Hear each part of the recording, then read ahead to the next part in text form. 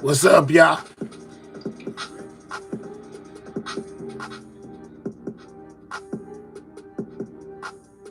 We in the building. What's up? What's up? Make sure you double tapping that screen, man. Get them likes up. Yeah, I'm in here late night, Cupcake. What's up? Y'all know, you know what I'm saying? I'm in it all times around the clock, man. I don't be tuned in to all the mess and stress. I leave that to y'all, Cupcake. You know what I'm saying? We on a whole nother frontier. You know what I'm talking about? Shout out to everybody in the building, man. Yeah, man, I'm most definitely in here. What's up?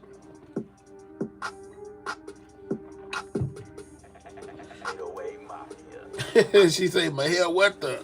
Yeah, I'm in this thing. Shout out to the squad, man. You know what I'm saying?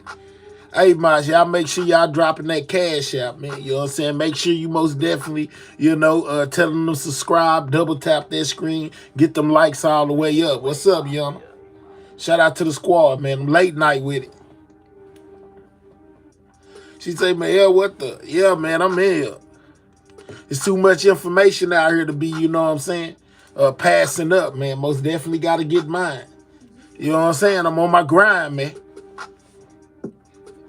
Make sure y'all double tapping that screen if you new over here. Subscribe to the channel, man. We on the road to 15K.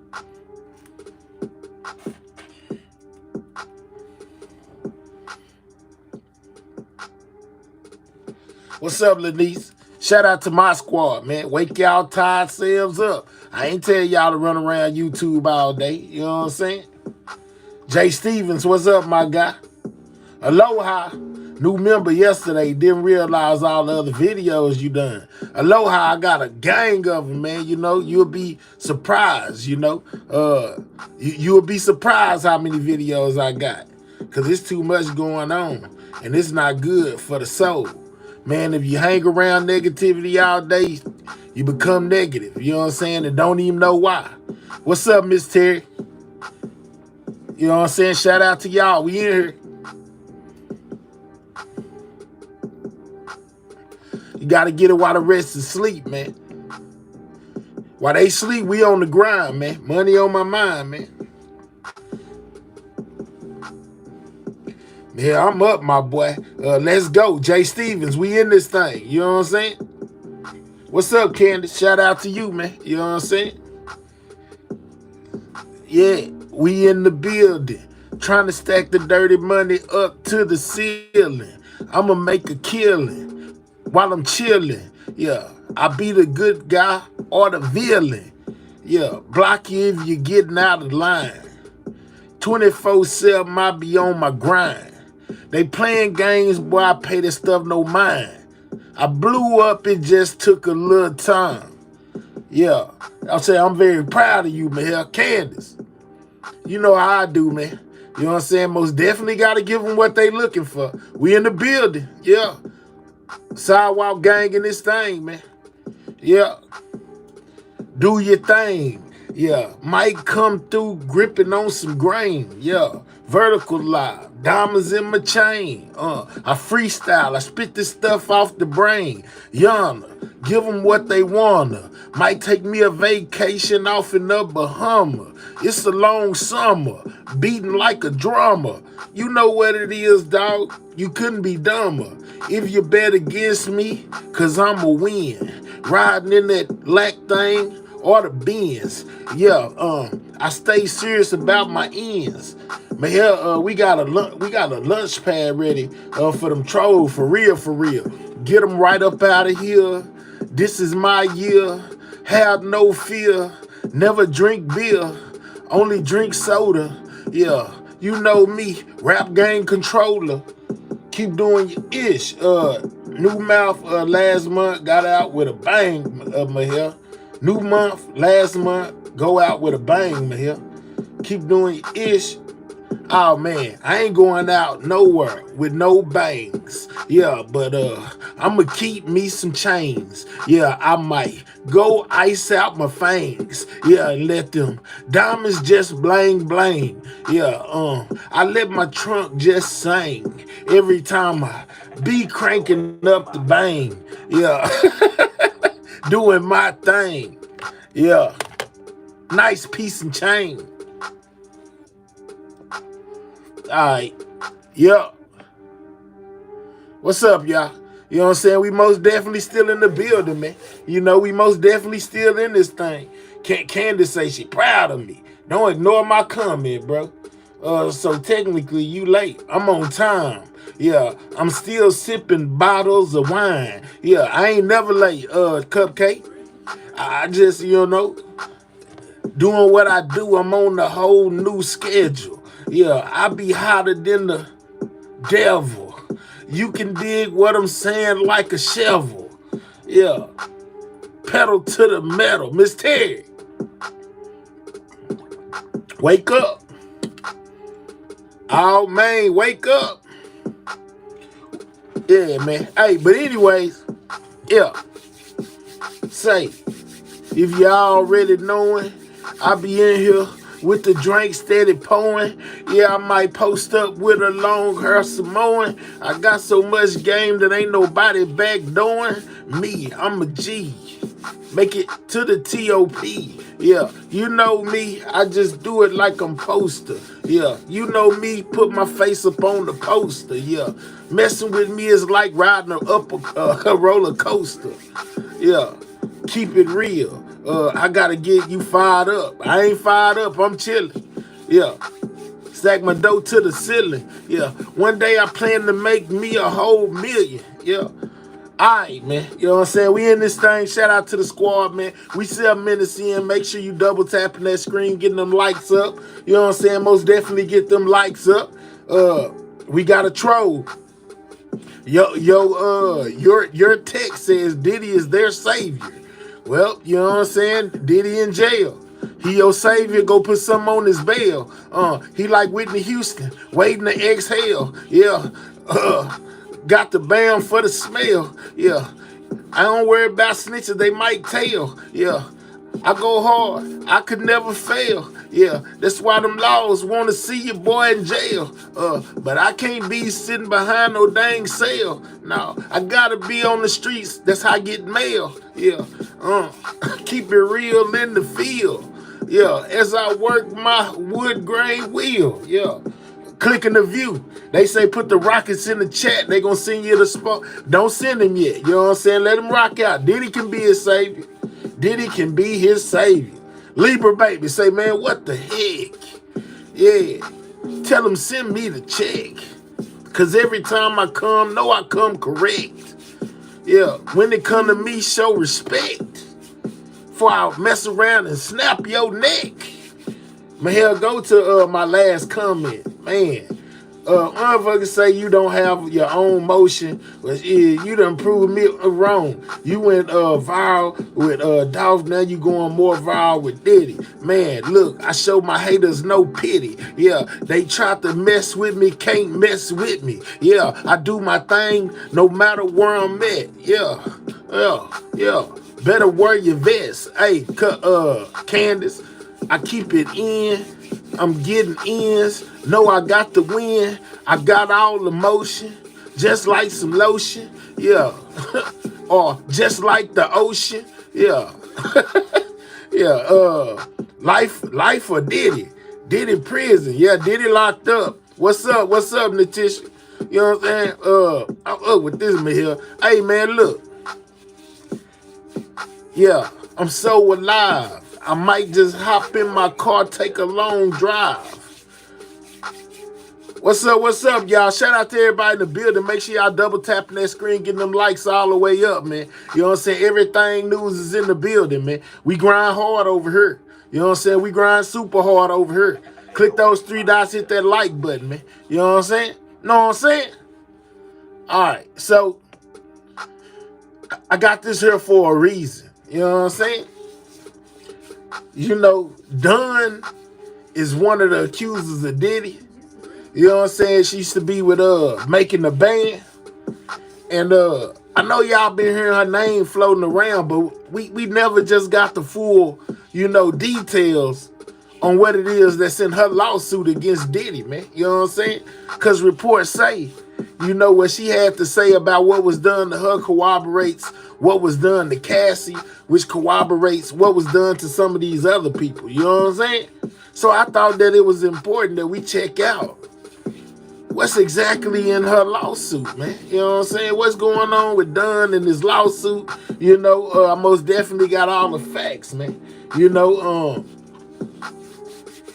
we got the Drake, Kendrick Lamar situation going on. If you remember a little while ago, I told y'all that Drake was suing Kendrick Lamar as well as his own record label, you know, for promoting Kendrick Lamar, allegedly buying bots to make his song Not Like Us, you know, be able to compete with Drake.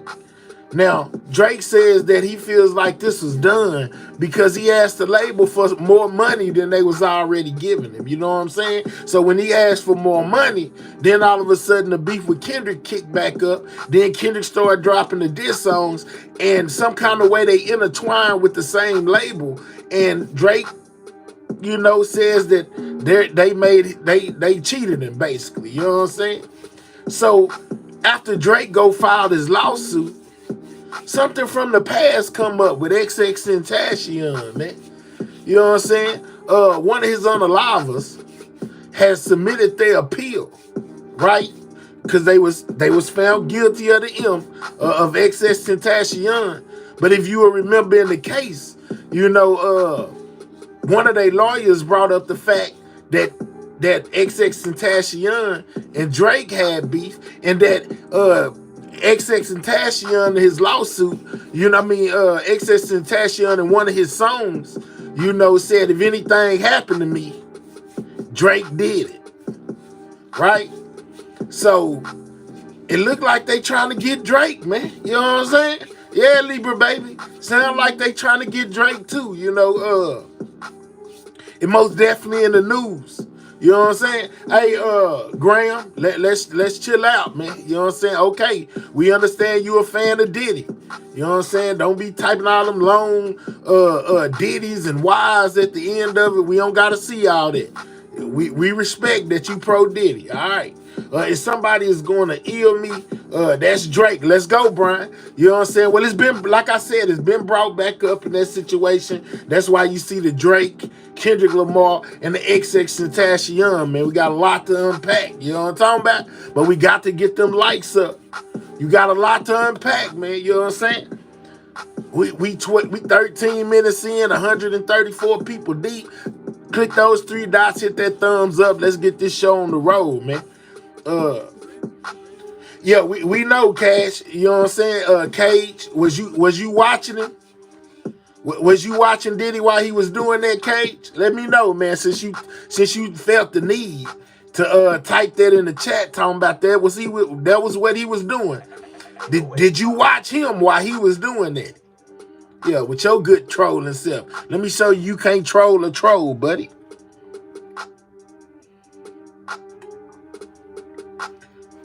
Drake might be jealous of Cole right now. I don't know, man. Cole been pretty off the scene, man. You know what I'm saying? Cole ain't even been messing with none of that. Yeah, that boy Cage, Survivor, say he was watching Diddy. You know what I'm saying? Doing what he do. Ain't no we, dog, just you. You know what I'm saying? Ain't no we, dog, just you. Man, double tap that screen, get them likes up, man. Get them likes up. We about to break it down, man. You know what I'm saying? I'm trying to figure out where I want to start first. Y'all want to do the Diddy? You know what I'm saying? What's going on with Dunn? Y'all want to start at the Drake, Kendrick, Lamar? You know what I'm saying? Or y'all want to just skip to the XXXTentacion? So y'all, let me know in the comments, man, where y'all want to start. You know what I'm saying? Where we starting at? Start with who you are. I'm new, man. I'm a hair in the dough. T, if you didn't know, boy, be for show. I'm the hottest in the city. Ain't nobody messing with me. I'ma trap out the bando till the feds come and get me. Boy, what you saying? No, I ain't playing. I'm coming through the downtown, rifling them spraying. Yeah. So get it right. Yeah. Or get left, boy. or get right. Yeah. Yeah, I'm just chilling, man. I'm trying to figure out what they want me to walk down first, man. Where y'all want to start? We got a lot of things to do. Yeah. I'm from Texas where they bang on screw. Yeah.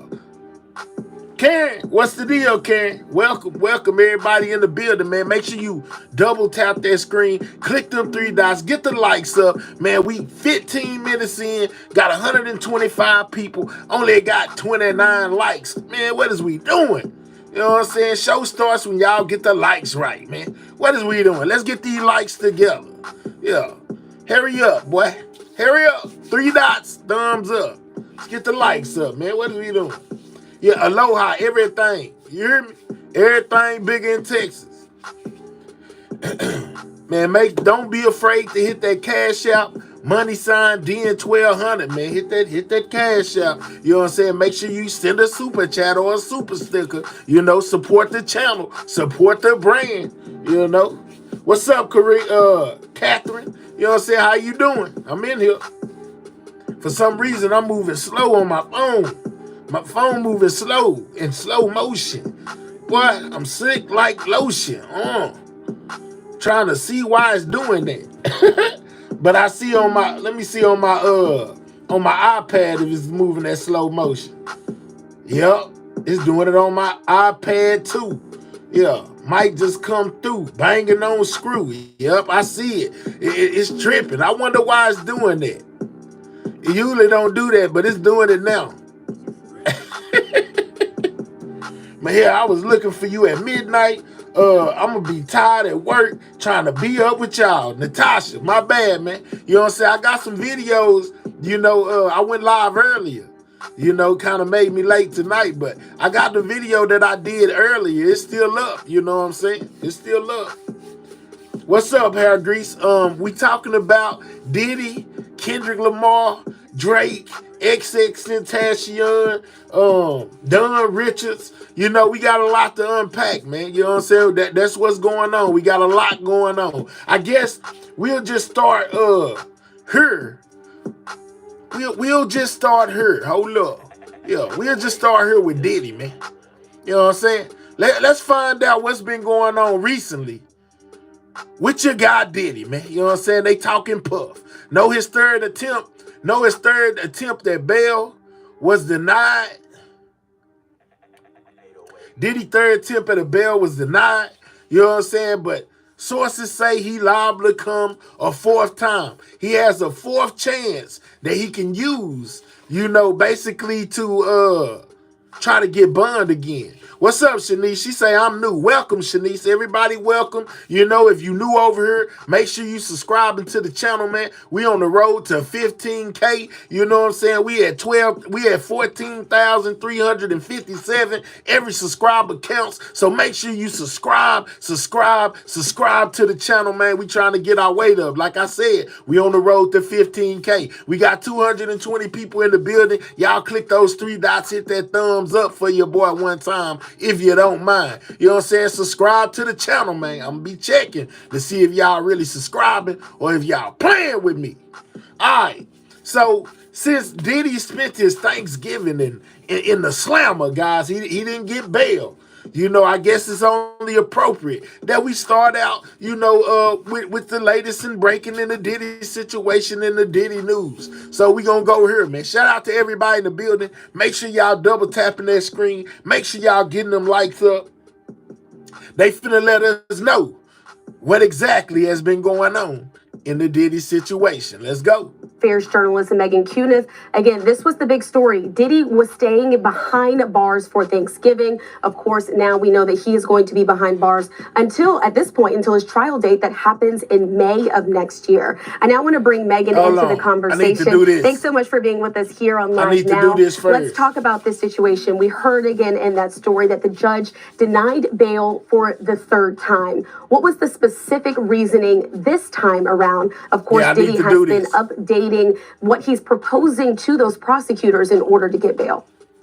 It seems like it's the allegations of witness obstruction that really did him in, and then also some discrepancies from statements from his lawyers about the word legal that was written What's on up, certified tech? taken from his cell. The judge had actually cited misrepresentations from the lawyers about when the word legal appeared on those notepads. Because separately from this, he's trying to decide if those notepads constitute attorney-client privilege, if they're protected by attorney-client privilege.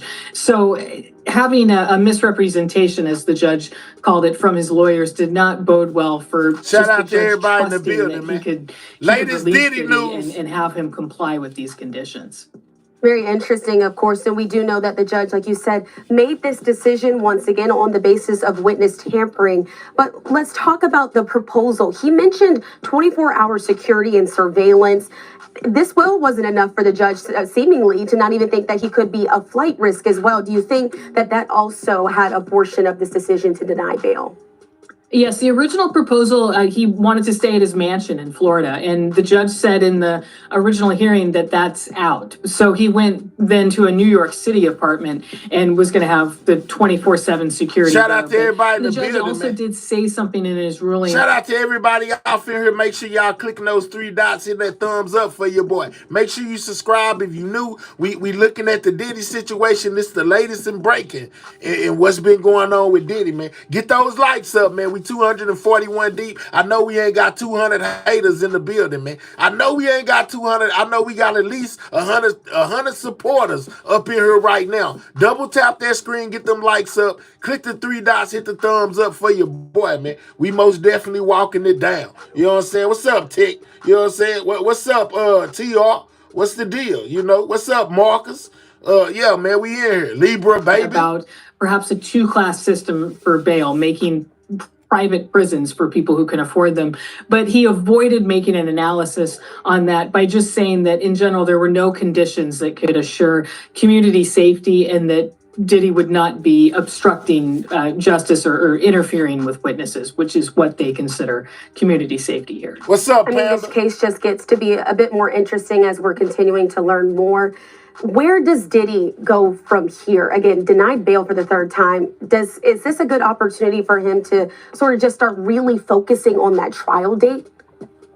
I think he goes to the Second Circuit Court of Appeals. I am fully expecting there to be a bail appeal. I think it... There you go. The bail appeal is the 4th attempt, if you don't know. That's what they talking about now. Is it likely that Diddy will make a 4th attempt at bail? She most definitely saying, yeah, I feel like Diddy gonna make a 4th attempt. It's unlikely that he's gonna get one there, but I think the lawyers would say it's absolutely time to focus on the trial, but they do have an option of going to the Second Circuit, and they had actually filed something there a few weeks ago, but then they decided to actually have that held in abeyance and go to the district court again. So they've already set the process in play for going to the Second Circuit. So I would fully expect that. But then after that, he's pretty much at the end of the road, and I would expect... Paul say Diddy done. He can't bail out with $50 million. He ain't getting out. All right. Full-time trial preparation from there on out.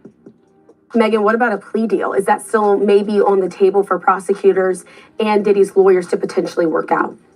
I think it's always on the table. I think it's unlikely we're going to see a plea here. I think his lawyers have guaranteed that this is going to go to trial. Monica say he can attempt all he want to. He ain't going to win. I hear you, Monica. I hear you. Make sure y'all subscribing to the channel if you new, man. We talking about Diddy right now. Just given the nature of his charges, what he's facing, I think we're definitely going to see a trial. But also, plea deals are possible until the very eve of trial, up actually through the trial until there's a verdict. So that's always a possibility. I don't think it's likely here.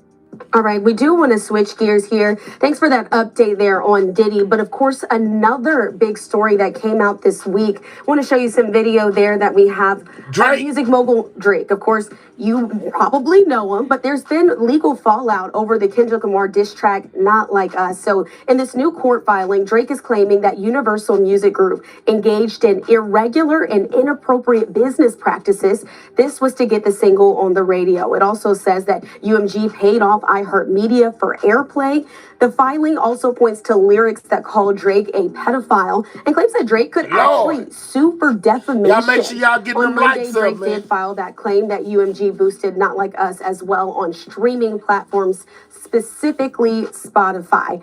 Megan, first, I have to say, I've never heard of a case like this, especially when it involves something like a rap beef being the center of it, and now getting into the legal side where they're saying that Drake is claiming that, again, his own label is colluding against him to falsely boost the sales of the rap of beef opponent Kendrick Lamar's song. What do you think about this? What's up, Too Cool? It's definitely a new frontier legally in the rap beef industry, and it's interesting because it's a step before a lawsuit. Neither of these actions that he's filed are lawsuits, but it definitely indicates he's hoping to go that way, and he's looking to take depositions and get some information that could possibly support his claims. So I think this is definitely new frontier. Yeah, yo, just Drake. of what he's alleging and then how he's wanting to go about it, kind of taking it slow and piecemeal and seeing if he can get some information that would lead to a lawsuit. I think it has a lot of lawyers and legal analysts kind of scratching. Monica said that song was fire. That's why they played it.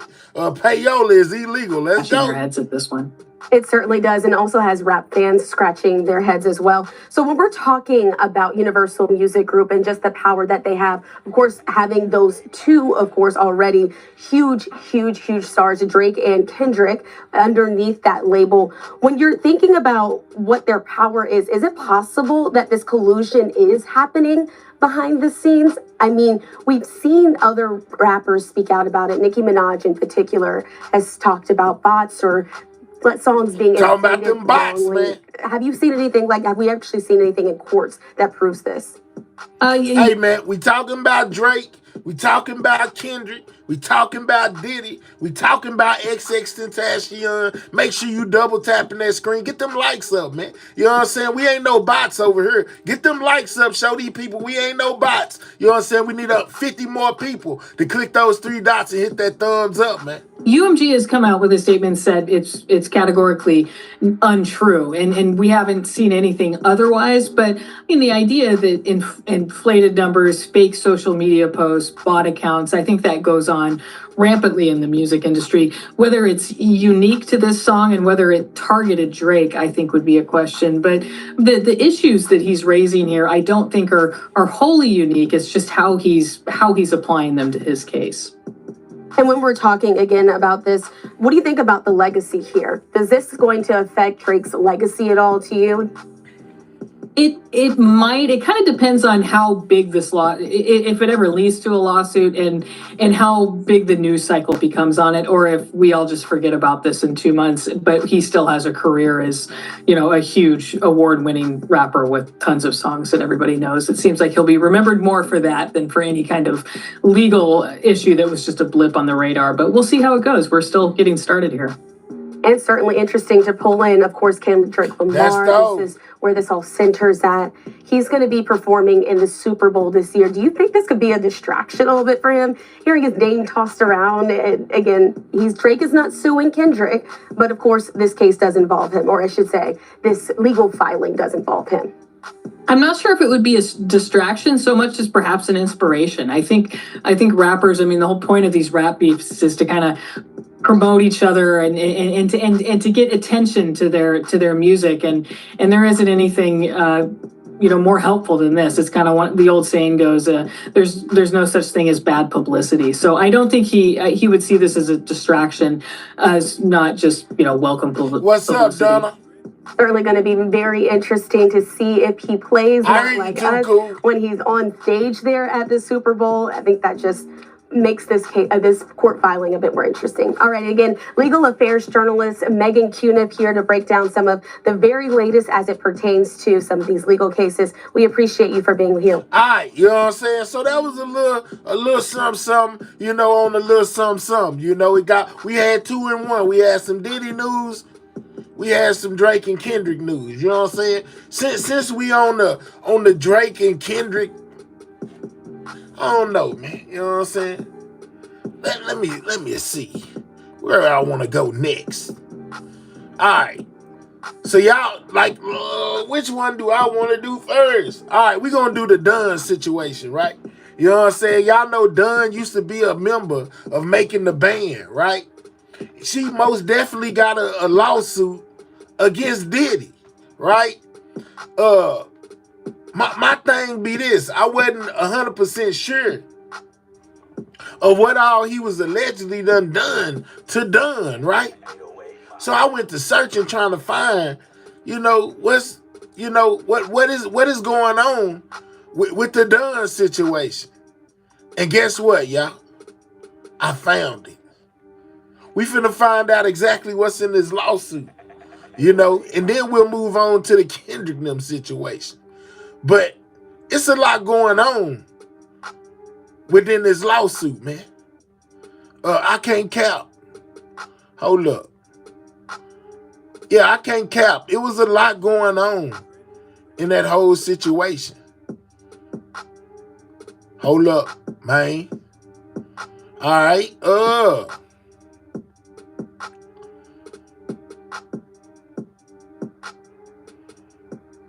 I know I had it in here. What I do with it? Hold up. Where it go? Yeah, because the lady that I showed y'all earlier, Tiffany Red, she had the paperwork, you know what I'm saying? Into which she put us on game of what was going on with Dunn. Here it go. Let's go. She most definitely broke it down, guys. This is everything you want to know regarding the Diddy Dunn lawsuit. You know what I'm saying? Because she ran down the paperwork. This lady right here, is a ghostwriter. She the best friend of Cassie. She got a lawsuit against Diddy too. You know what I'm talking about? Say he traumatized her. She suffers PTSD. But she also cool with Dunn. And she also cool with some of the people who had the paperwork on what's going on with these lawsuits, that's being filed.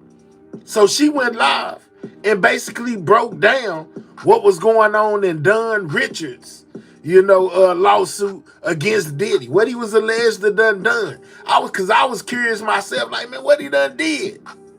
She walked it down through there. Let's go. Double tap that screen, man. We should be at 100 already.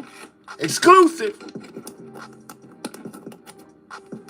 Her name's Tiffany Red. She most definitely is a real victim of Diddy. In so many words, not the actual kind, but the torment, the messing with the head. This is a real victim, not like them other people y'all be watching that's YouTube victims. This is a real one right here. She wrote music for him. She best friends with Cassie. She most definitely is authentic, man. Hey y'all. So I thought I would come on. Look at my glasses fogging. Warm in here. So I thought I would come on. Excuse my voice. I'm just getting over COVID. This is what's going on. I would come on. This is what's going on with Dunn. And Diddy, y'all. For the ones that just making it off here, she about to give us a whole rundown on what Diddy was alleged to do to Dunn. And most definitely, she got the paperwork. And read y'all this latest lawsuit. So for those who may have not read it, it's 58 pages. So I know it's... Oh, you can't hear me? You said no sound? No, we hear you just fine. Get them likes up, guys. 40 more people. Double tap that screen. Get them likes up. Can y'all hear me? Let me know if you can hear me. Put a 1 in the chat if it's a yeah. She gonna get started. Can y'all hear me? Say yes or no, please. This is Tiffany Red letting us know what's going on with Dunn Richards. I wanted to jump this on lawsuit and read y'all this lawsuit for those of y'all who don't feel like reading it and just kind of want to, put some on and listen real quick.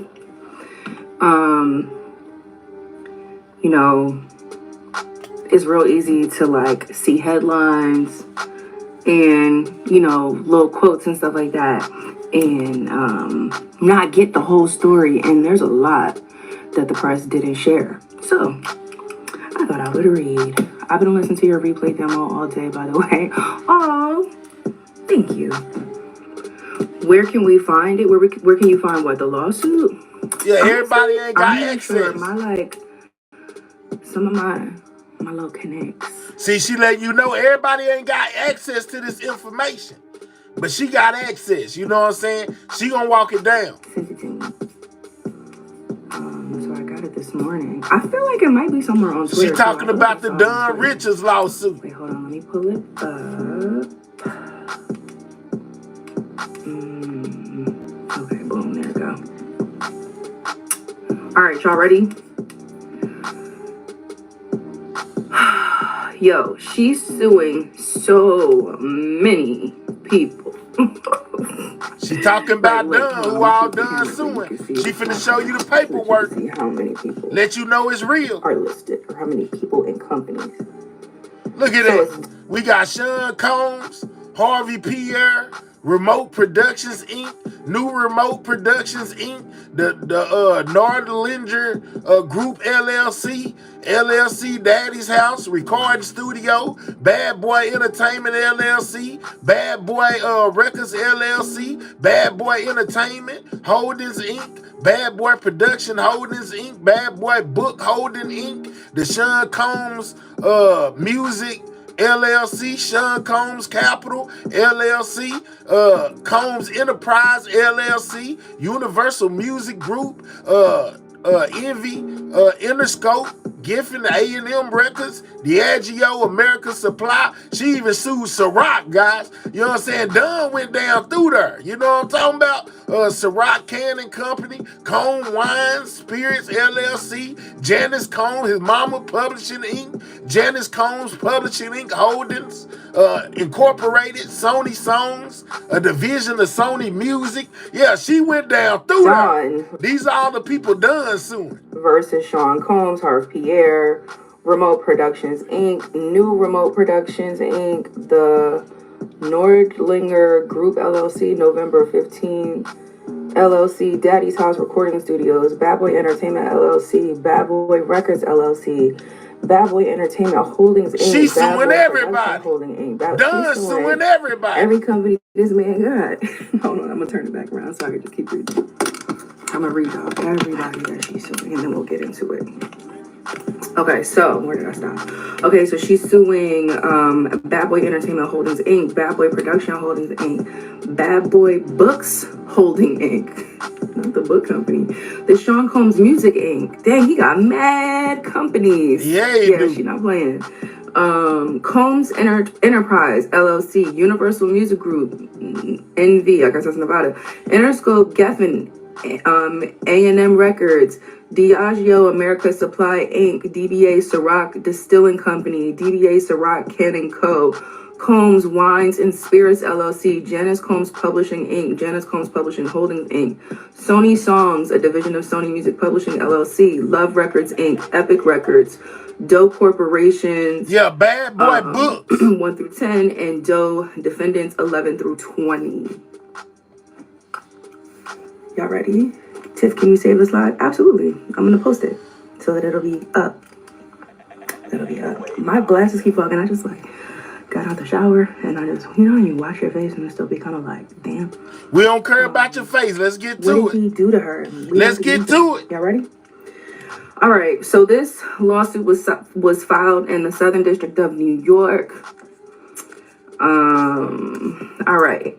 It says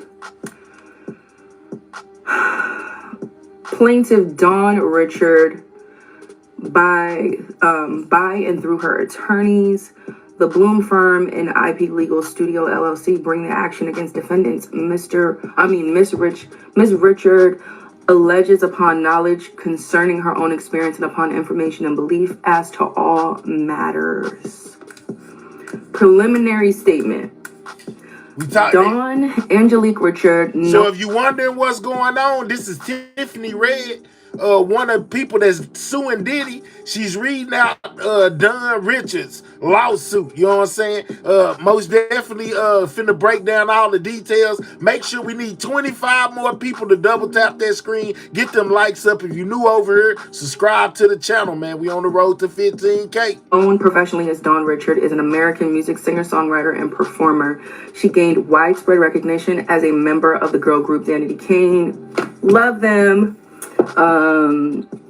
Shout out to Rose and Justin and Jado for Writing Damage. Love y'all. Okay.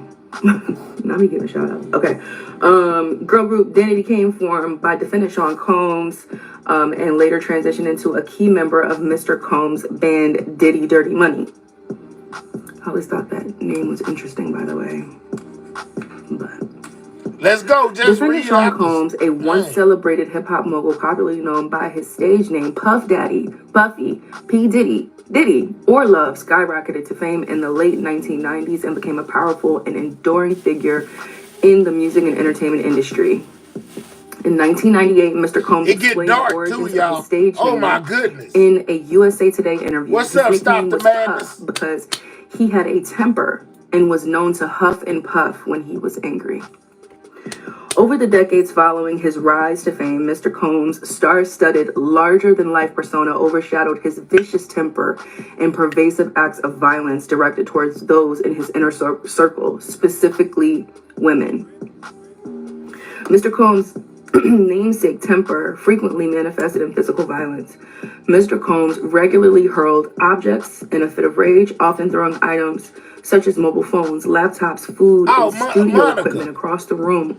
I feel like I think if we gonna be taking people as serious and talking about people that's credible, I give Adria English a little bit, you know what I'm saying, because she got photos, this and that, but this Cassie best friend, ain't no denying she was around Diddy and them, you know what I'm saying? I'm just saying, though, she was most definitely there. She writes songs, she's a songwriter, she wrote some of Cassie's songs, some of Beyonce. She most definitely credible. Or at people.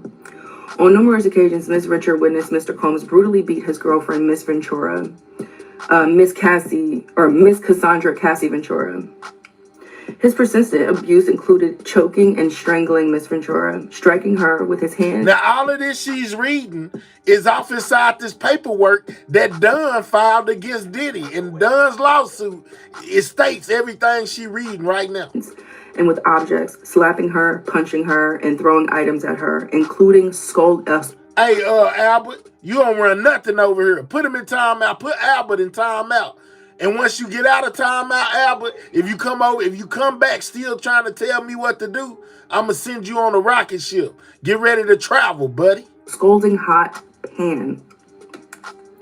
On many occasions, Miss Richard tried to intervene, offering Miss Ventura support and encouragement to leave Mr. Combs. Each time, Mr. Combs learned of her effort to help Miss Ventura, and he became enraged, threatening Miss Richard's life with statements such as, end quote, "You want to die today?" Dang. Quote, Now, this is what Diddy is telling Dunn. He asked if she want to unalive today. He say he make people disappear. This is in a lawsuit, y'all. Double tap that screen, get them likes up. Go missing. And, quote, "I end people." This is what Diddy allegedly said. Compounding Mr. Combs' violent acts and death threats, he flagrantly exploited Miss Richards' musical talent as a singer and writer, which, while withholding her rightful earnings, stealing her copyrighted works, and subjecting her to years of inhumane working conditions, which included groping, assault, and false imprisonment, among other violations.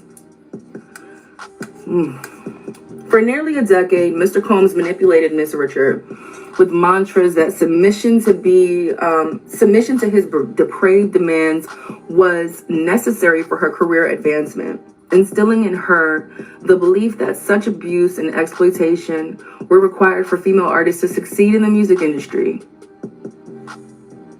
That's dope. Where was management? What are you talking about? Where was management? She's signed to him.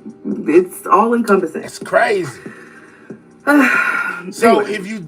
if you just now getting there, It was not until if you know I gotta do this because the title don't show up as you scrolling through. So if you just now getting here, we talking about Diddy. We got Tiffany Red reading out Dunn Richards' paperwork, her lawsuit, and the things that it entails. In case you just now getting in here, we need 15 more people to double tap their screen or click those three dots, hit that thumbs up. We getting Dunn Richards' paperwork right now. Miss Ventura's bravery in coming forward with Miss Richard realized her own personal suffering was tied to the many Shout out to my boy Don Stevens for gifting that membership. Appreciate you, big dog. years of abuse by Mr. Combs that had become normalized for her. Hold on. Who's that dumbass question? Appreciate It's not you, that it's Al. a dumb question. It just is deflecting and it's like victim blaming. It's like, who cares where the management was at? The bottom line is that it was an abusive environment, and that's what needs to be discussed, not anything else. So please, don't ask where anybody else was at. Only questions that you need to be worried about is where the hell Puff was at. Period. Let's go. It's not dumb, but it is dismissive. It is blamey. It doesn't matter. Doesn't matter. Can y'all hold the question to the end? Yeah, and I just need to not answer no question. Yeah, because she ready to this is snap, like, y'all. Where was her manager? I don't know.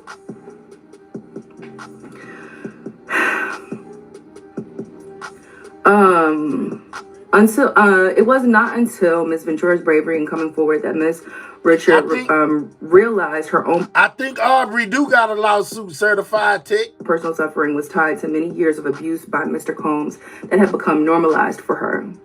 As more women courageously Shout out to my boy Double. has been empowered by Shout out to my guy Double A, man, for sending that $5 super chat. Appreciate you, big dog. its collective strength and now adds her voice to the growing chorus of victims. You sending that $5, you might as well go and grab you a membership, bro, and put your Sidewalk Gang t-shirt on. Bravely sharing their harrowing stories. Together they seek justice and stand in solidarity as the latest victim of the Me Too movement in the music Appreciate industry. you, big dog. Exactly. What was the manager gonna do? The same thing everybody else's manager did. Nothing. Let's focus, guys. All right, ready? So it's list all the parties. I already read who all of the parties are, so I'm gonna skip that part. Wait. Defendant Sean Combs, upon information and belief, resides within the state of California at all relevant times wherein Mr. Combs met the definition of an employer of Ms. Richard until all relevant statutes. Defendant Harv Pierre, upon information and belief, resides within the state of New Jersey. At all times relevant herein, Defendant Harv Pierre was the president of Bad Boy Entertainment and Bad Boy Records in New York and met the definition of an employer of Miss Richard under all relevant statutes. Now goes through this with all of the So she reading out the paperwork for Dunn Richards, y'all. We need 9 more people to double tap that screen. Through this. So we've got our What's up with it, I'm big ass man? Jurisdiction, pursuing action. Okay, so we're going to skip this. Okay, factual allegations. All right, now she gets to the allegations part. This is what Diddy allegedly did to Dunn Richards. It's going to blow your cap back. Get ready. We need 9 more people to double tap that screen, man. Let's get them likes all the way up, man. You know what I'm saying? We got Tiffany Red, best friend of Cassie, basically telling us right now what's going on with Dunn Richards and Diddy, man. You know what I'm saying? Because they got an actual lawsuit. These are actual people involved. I mean, if you give a listening ear all day to all the conspiracy theorists and the people who's supposed to be victims that's not really victims, and the lawyers and attorney, you might as well give her an ear because she was actually there. That's all I'm saying. Damn, bro, we are never going to get to the info if you keep pausing her. Southern Exposure. So if you want me to stop pausing it, send $20 to the super chat. I'll let it play all the way through. I won't say another word. Super chat $20. You know what I'm saying? Right now, if you want me to stop talking, super chat 20 to the channel. Support it. And I won't say another word until she get through. So if you that ready for the information, you know what I'm saying, send that 20 through Super Chat or Super Sticker down there. Press that money sign if you got an iPhone, you know, and just send something through to the channel. You know, otherwise, don't worry about what I do. You know what I'm saying? Don't worry about how many times I pause it and stop. And I do whatever I want. This is my channel. You know, but if you want me to be quiet, you know, go ahead and hit that Super Chat. You know what I'm saying? Light up the screen. And man, I won't say another word. I promise.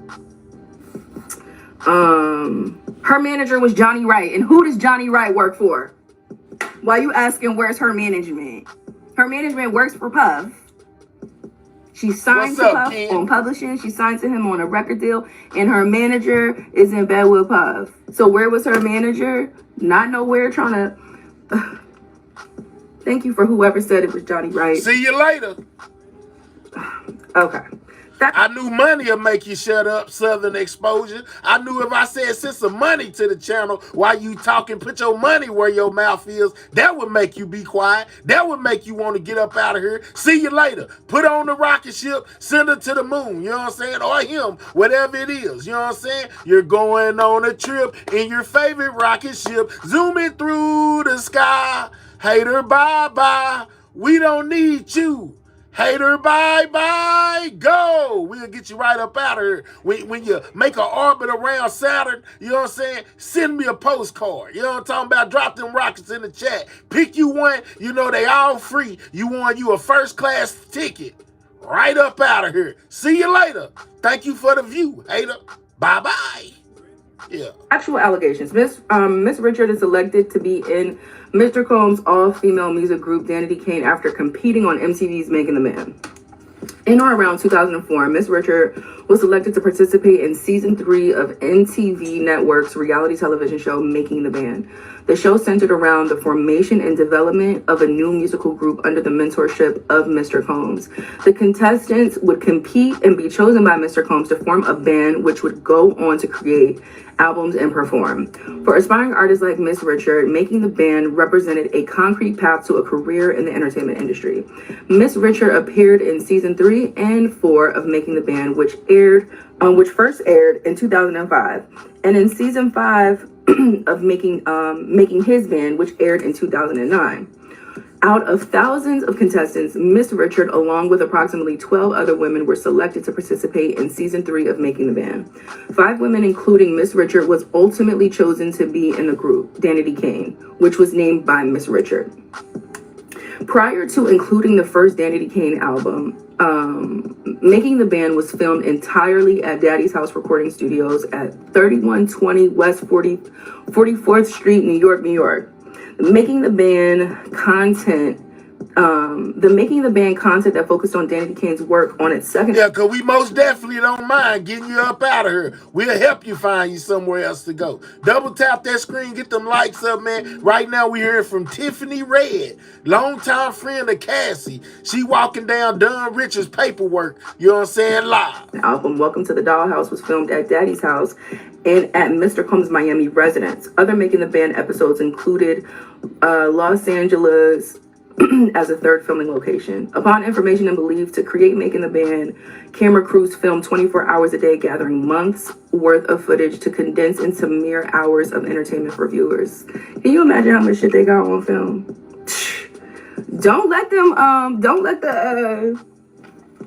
them boys subpoena that footage from MTV. We got some footage from Let's MTV. see what didn't make the cut. Let's see what was too crazy to put on TV. Okay. Allegedly. So it's supposed to be MTV got some footage, you know what I'm saying, according to Tiffany. She dropping gems. All right. Danity Kane released his self-titled album in 2006 and his second album, Welcome to the Dollhouse, in March 2008. Both albums was fire. Danity Kane's first album sold 4 million copies. Wow. Go off. R.I.P. Aaron Carter. Let's go.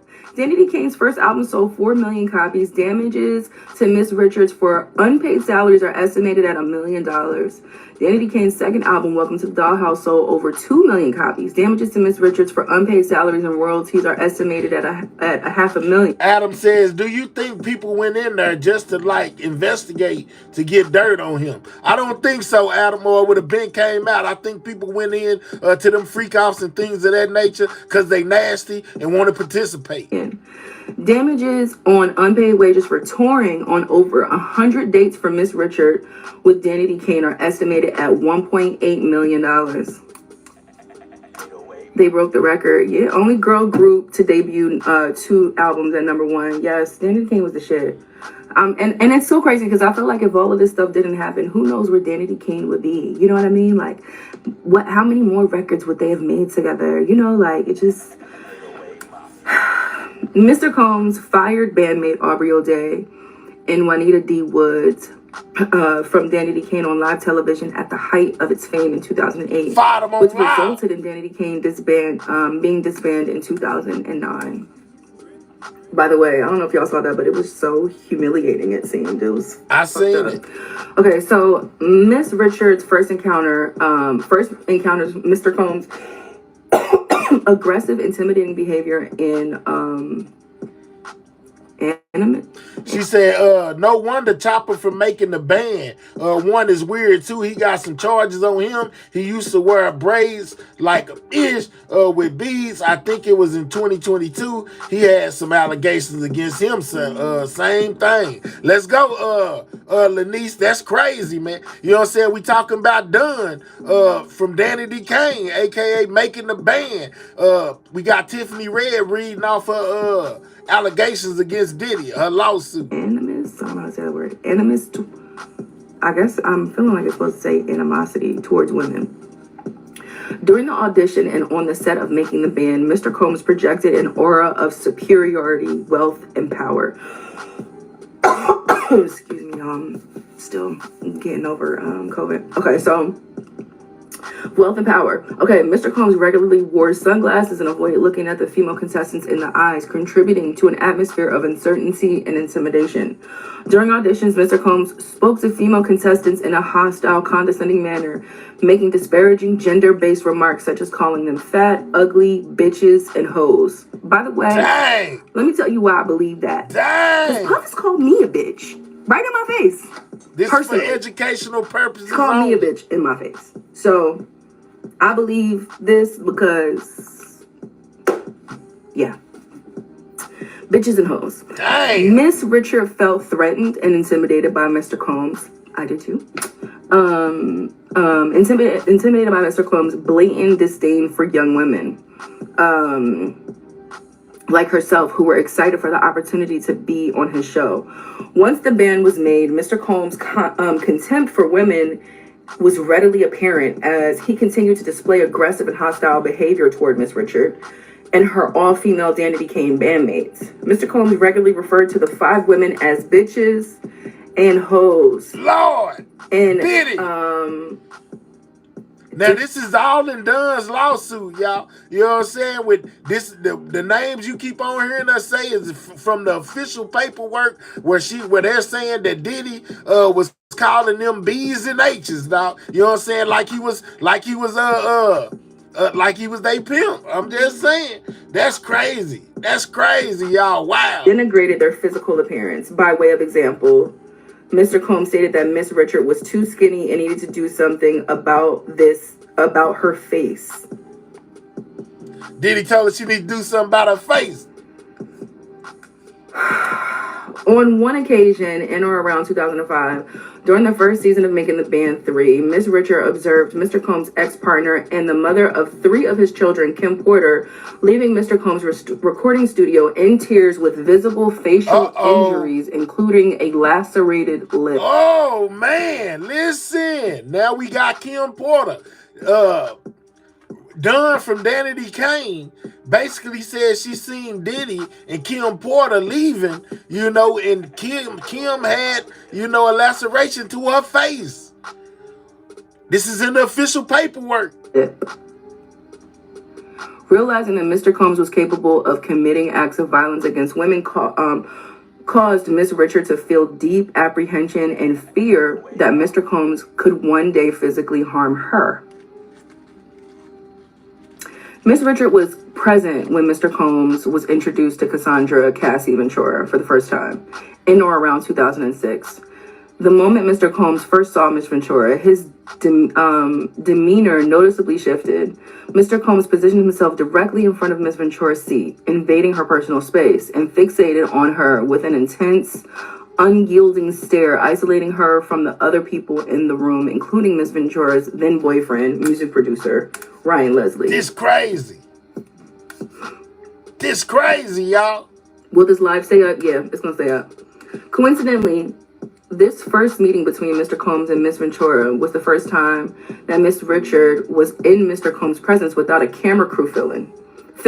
Observing Mr. Combs behave in such an intimidating, predatory manner, the first time they were off camera made Miss Richard feel deeply apprehensive and afraid of him. Subsequently, Miss Ventura ended her relationship with Mr. Leslie and began dating Mr. Combs, who would become violent and abusive towards her. So, Danity Kane, sexual harassment, inhumane treatment, and denial of basic needs by Mr. Combs. Okay. For the majority of Miss Richards' tenure as a member of Danity Kane and Diddy Dirty Money, Mr. Combs required her to remain at his various residences and studios in New York, Los Angeles, Florida, and New Jersey for activities such as recording, rehearsing, dressing, preparing costumes, and exercising.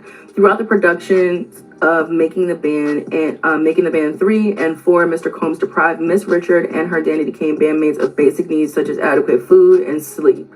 When Miss Richard or her Danity Kane bandmates requested meals or rest, Mr. Combs refused and chastised them with derogatory comments like, "You bitches don't want this," or "Y'all not hungry enough," and "I'm paying you bitches to work."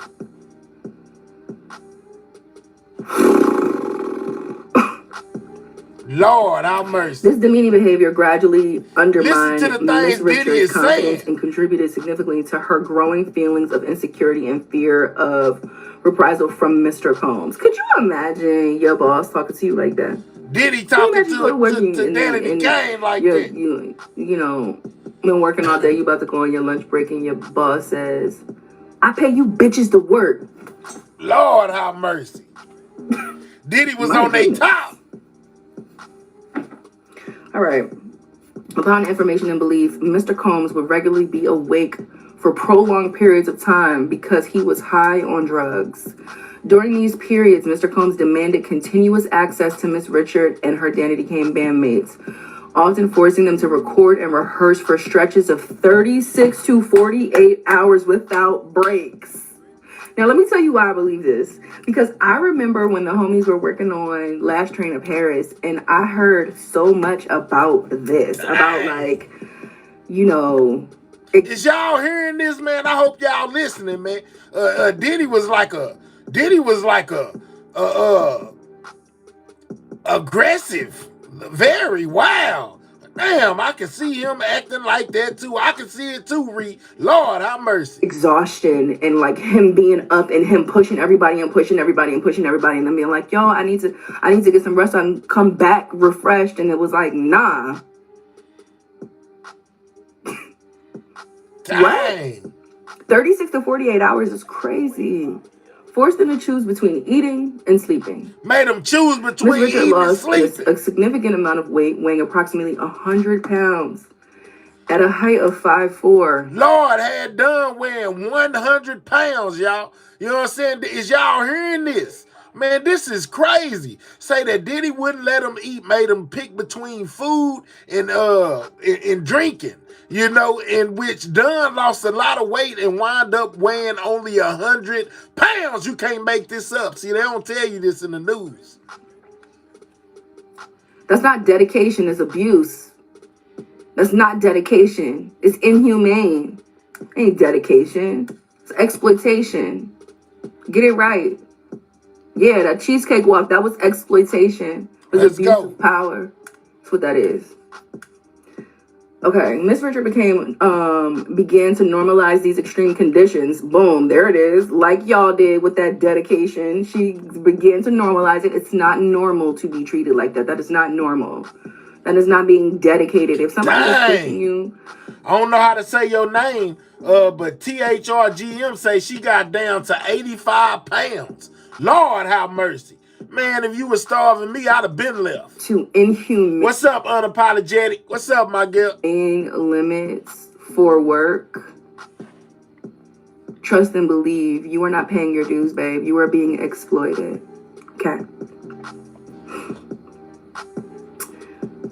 Miss Richard began to normalize these extreme conditions and perceive them as standard requirements of her participation in Danity Kane.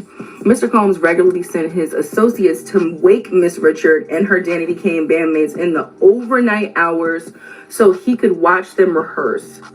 The regularity of these disturbances led Miss Richard to adapt by sleeping in sitting position, fully dressed and with makeup on, heightening her anxiety. Over time, this abnormal sleeping arrangement came to feel routine, further normalizing Mr. Combs' invasive demands. In addition to exhausting rehearsals, Mr. Combs required Miss Richard and her bandmates to participate in intense workouts with personal trainers. On one occasion, while running on the beach, Miss Richard became so dehydrated that she vomited. Instead of offering medical assistance, MTV network camera crew filmed the incident, contributing to her acceptance of such treatment as part of her personal life. This is Don's lawsuit, guys. The unrelenting and rigorous schedule of rehearsal, performance, and near constant filming that Mr. Combs imposed caused Miss Richard to experience extreme weight loss, dehydration, fatigue, and painful rashes from the microphone pack she was required to wear on her back. These conditions intensified Miss Richard's feelings of powerlessness as she increasingly viewed them as part of her professional reality and feared the consequences of any resistance. In a further assertion of power and dominance, Mr. Combs insisted on holding meetings while dressed only in his underwear. Wow, man. Diddy used to hold meetings with all these. He used to hold meetings with the women, y'all. Of Danity Kane in nothing but his drawers, guys. You know what I'm saying? Just walking there in nothing but his drawers. She said insisting to have meetings. Meaning he did it more than once. It was like normal practice for Diddy to walk into the meeting room in nothing but his drawers. Lord, you can't make this up. Double tap that screen. Get them likes up, man. This is Dawn Richardson's lawsuit that she got against Diddy. All the nitty gritty. Everything you want to know about what she said, this and that, it's right here.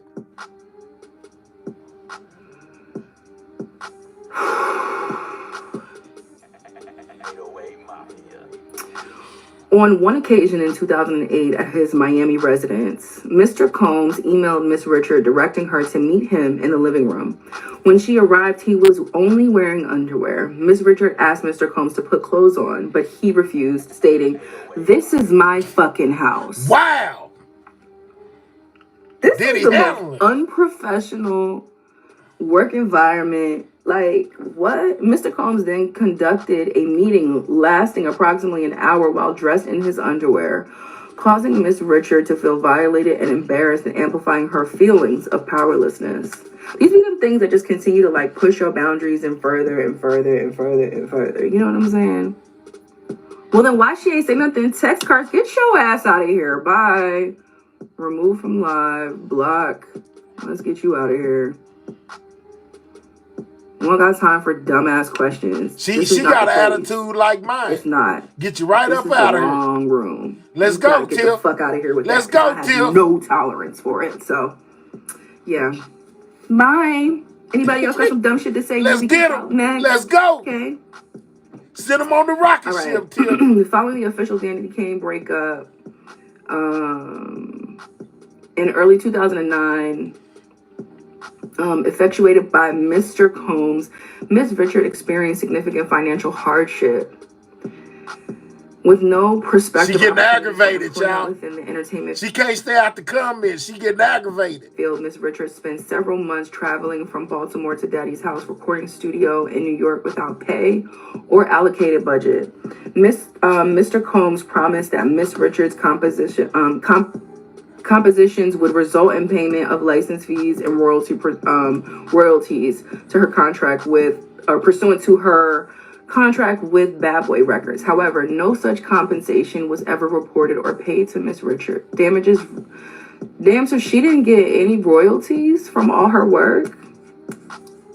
Damages relative to these continuing copyright infringements. I seen that trial. music. That's awful. Like, okay, next part. Diddy, Dirty Money. Miss Richard experiences Mr. Combs' gender-based physical violence, criminal acts, sexual assault, threats, and intimidation. Lord.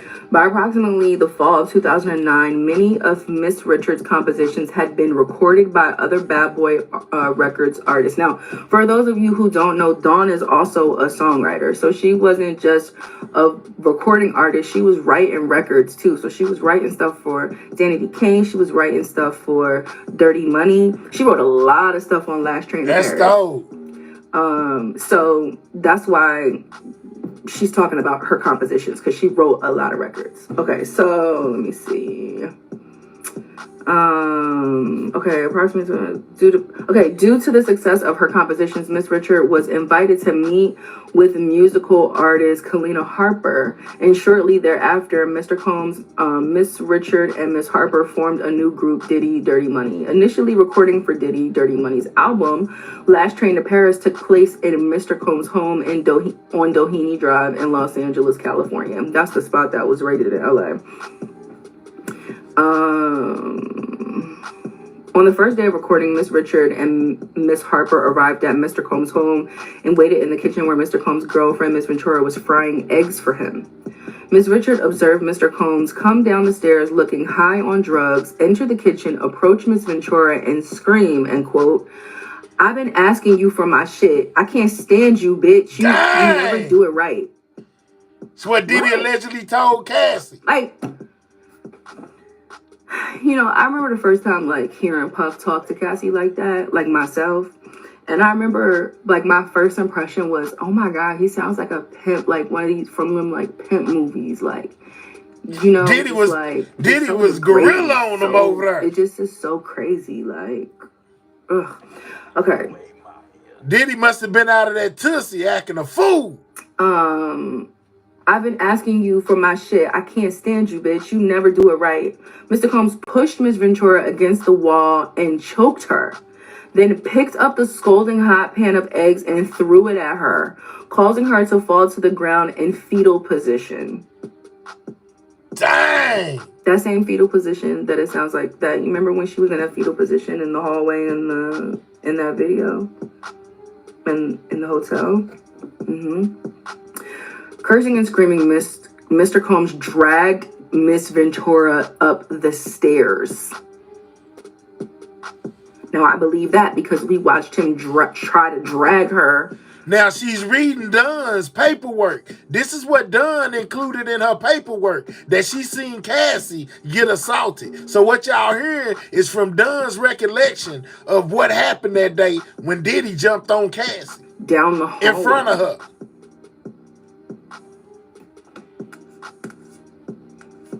But okay. Frozen. This is the first time.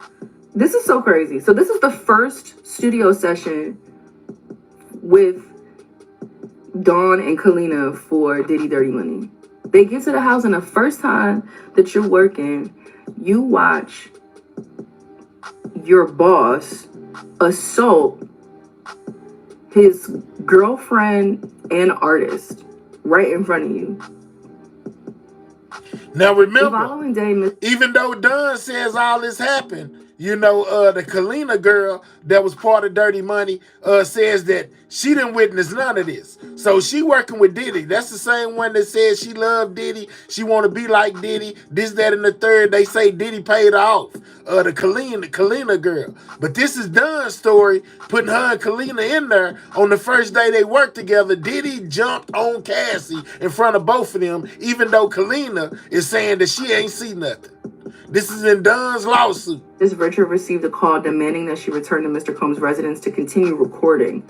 Mr. Combs brought Ms. Richard and Ms. Harper into the recording room at his studio, locked the door, dimmed the lights, and gave each of them flowers. Real quick, I'm just thinking, I really think I remember Kalina saying something about calling the people who have come forward about Puff, like saying that they have what was it? Something, disgruntled syndrome or something like that.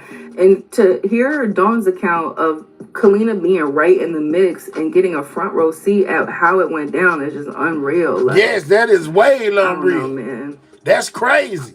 Okay, so Frozen. P. Diddy did it. Let's go, guys. World. Oh wait, damn. Oh yeah. I skipped the part. Okay. So, cursing and screaming, Mr. Combs dragged Miss Ventura up the stairs. Frozen in shock and terror, Miss Richard heard glass shattering, crashing, and banging noises as Mr. Combs dragged Miss Ventura up the stairs. Miss Richard wanted to intervene and help Miss Ventura, but Miss Harper adamantly refused to interfere in Mr. Combs' relationship and physically led Miss Richard out of the residence. Terrified and shaken, Miss Richard returned to her home. All right, she say, Cassie was super talented and gorgeous. Diddy shelved her career. She reminded me of Aaliyah. Cassie deserved that $30 million. She should have gotten $300 million. I bet, you know what I'm saying? Y'all make sure y'all double tapping that screen, get them likes up, and most definitely subscribe to the channel if you new. We hearing what happened, to Dunn through Tiffany Red reading out her lawsuit. Hotel where she was unable to sleep due to worrying about Miss Ventura and her own safety. The following day, Miss Richard received a call demanding that she return to Mr. Combs' residence to continue recording. Mr. Combs brought Miss Richard and Miss Harper into the recording room at his studio, locked the door, dimmed the lights, and gave each of them flowers. What a mindfuck. Mr. Combs went on at length stating, "This is normal. This was just a lover's argument where no one was hurt. This is what love is.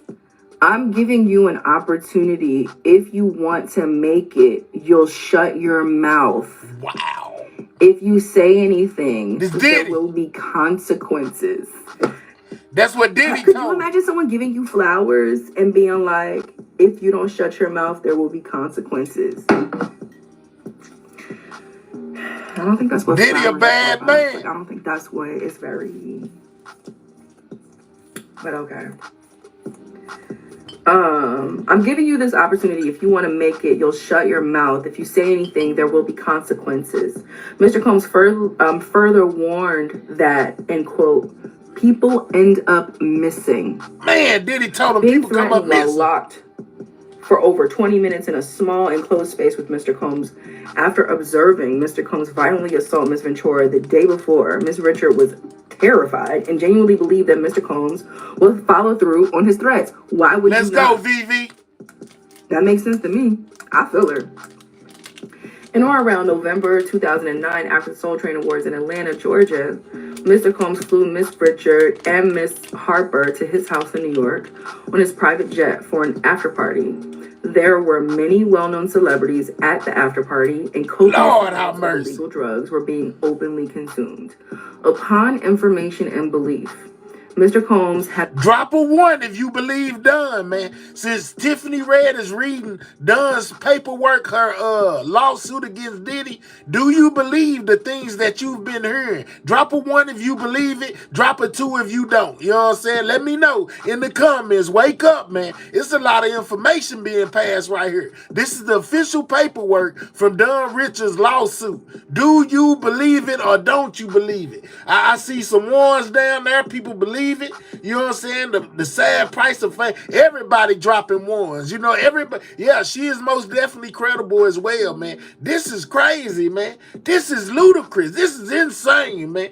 Shout out to Brittany. You know what I'm saying? Shout out to Christy. Hey, man, you can't make this up, man. This is the official paperwork. Not none of that YouTube mumbo jumbo, man. You make sure y'all double tapping that screen, man. Make sure you subscribing if you new, man. We on the road to 15K. I see you, Angela. You know what I'm saying? They dropping them ones. Let's go. Had arranged What's up, King dozens Ryan? of young women and girls, some of whom appeared to be underage, to be transported to the party. The women arrived wearing little to no clothing and were given drugs and alcohol. Many of them appeared lethargic or passed out, while Mr. Combs and his guests performed sexual acts on them. Lord.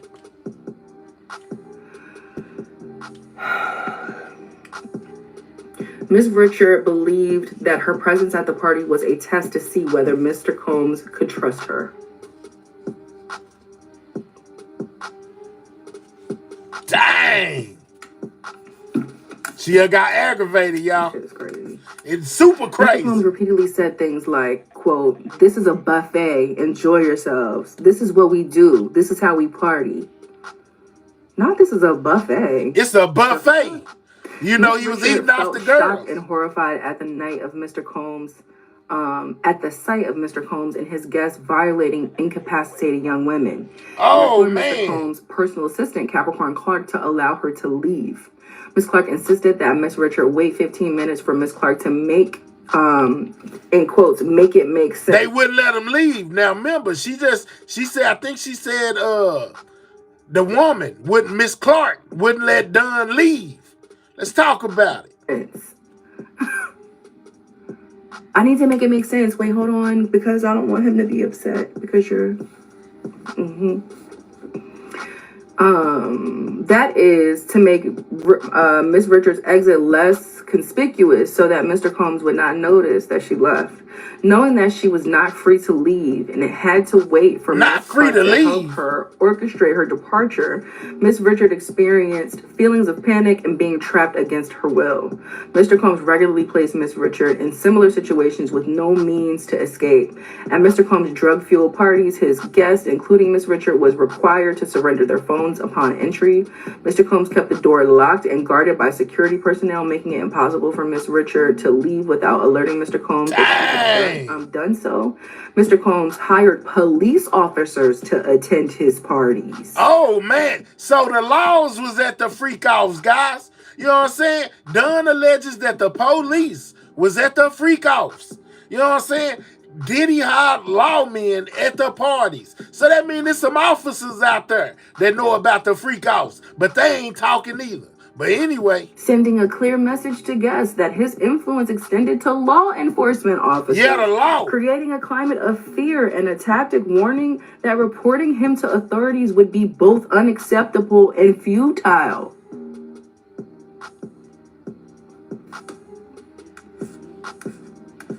On many occasions, Mr. Combs had parties at his Miami, Florida residence that lasted for several days. Parties that lasted days. Yep, that's right, police officers. Yep, that's what she said. I believe that. There's plenty of people who do personal... I think some of this information that we've been hearing online most definitely came from this paperwork that Dunn put out there, like the IVs.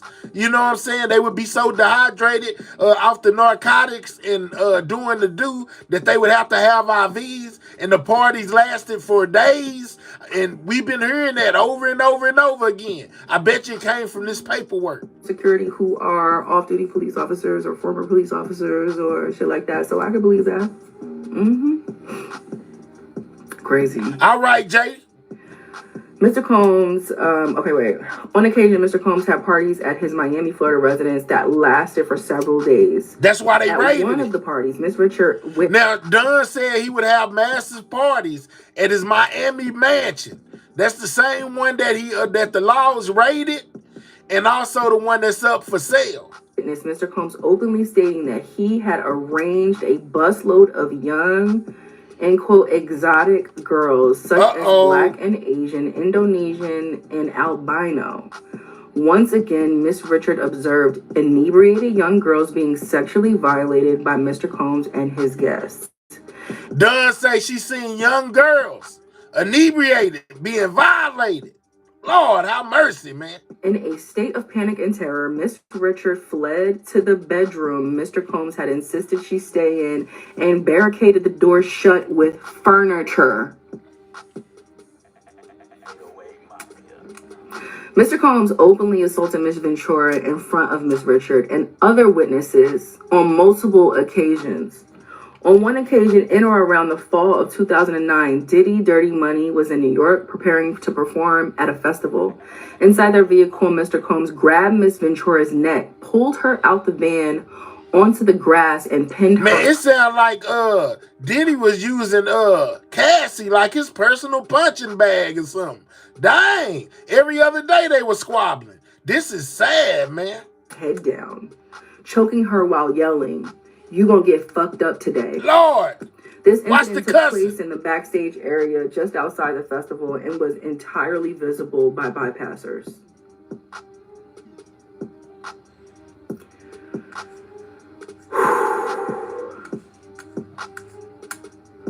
In another instance, in or around early 2010, Mr. Combs punched Miss Ventura in the face in the bathroom of a party in Los Angeles.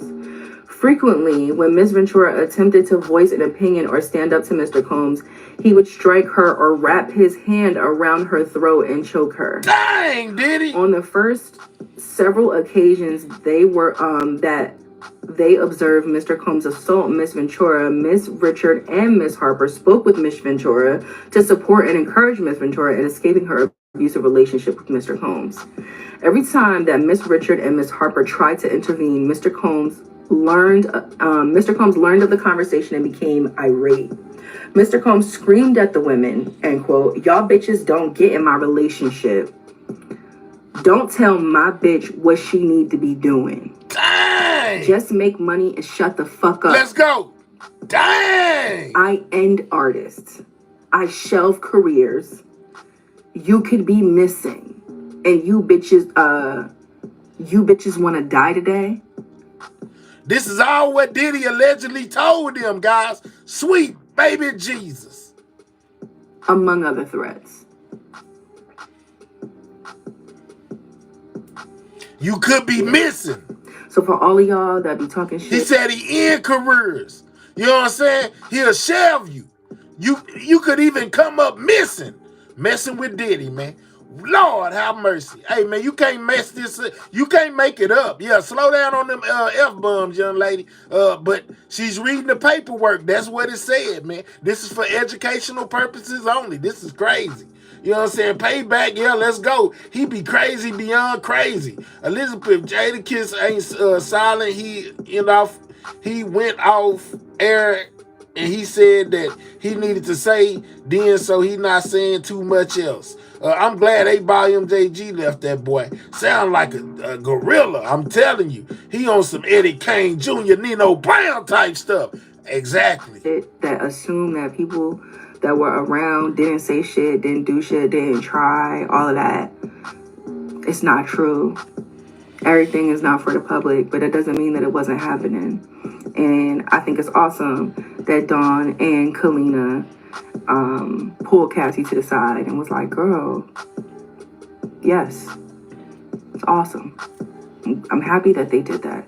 Terrified. It's terrifying to do that. I'm grateful that they did that. Like, but this is what they were met with. You bitches want to die today." That's what they was met with. Dang! Diddy Right. cold. Interscope Records enables Mr. Combs' gender-motivated violence. All right, let's get into the music industry's complicity and all this bullshit. In or around late 2009 or early 2010, Bad Boy Entertainment entered an agreement with Interscope, Geffen, A&M Records. Upon information and belief, Bad Boy was paid $50 million in exchange for Bad Boy's future releases being distributed through Interscope.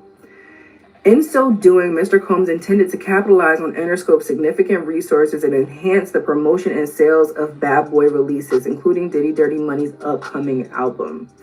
In the weeks and months leading up to the Bad Boy Interscope deal, Mr. Combs had frequent meetings with producer and then CEO of Interscope Records, Jimmy Iovine. On one such occasion, Combs hosted a dinner at a West Hollywood, California restaurant, which Miss Richard and Miss Harper were required to attend. Among the guests at the dinner were celebrities like Neo and Usher, as well as Mr. Iovine. At the dinner, Mr. Combs and Miss Ventura had an argument. In front of dinner guests, Mr. Combs hissed at Miss Ventura in a screaming whisper and forcefully punched her in the stomach, causing her to double over in visible pain, crying at a dinner party Lord, in front of everyone. So he done punched Cassie in the stomach in front of everybody. You know what I'm saying? At a dinner party. Boy, Diddy was over there serving up Cassie like it wasn't no tomorrow, man. This is sad, man. And then this not even from Cassie's story. This is from Don's story. The things that she witnessed him do, as well as some of the things that she was told by other people that he did. But it seemed like all him and Cassie did was fight. They was Ike and Tina Turner out here. Thank you.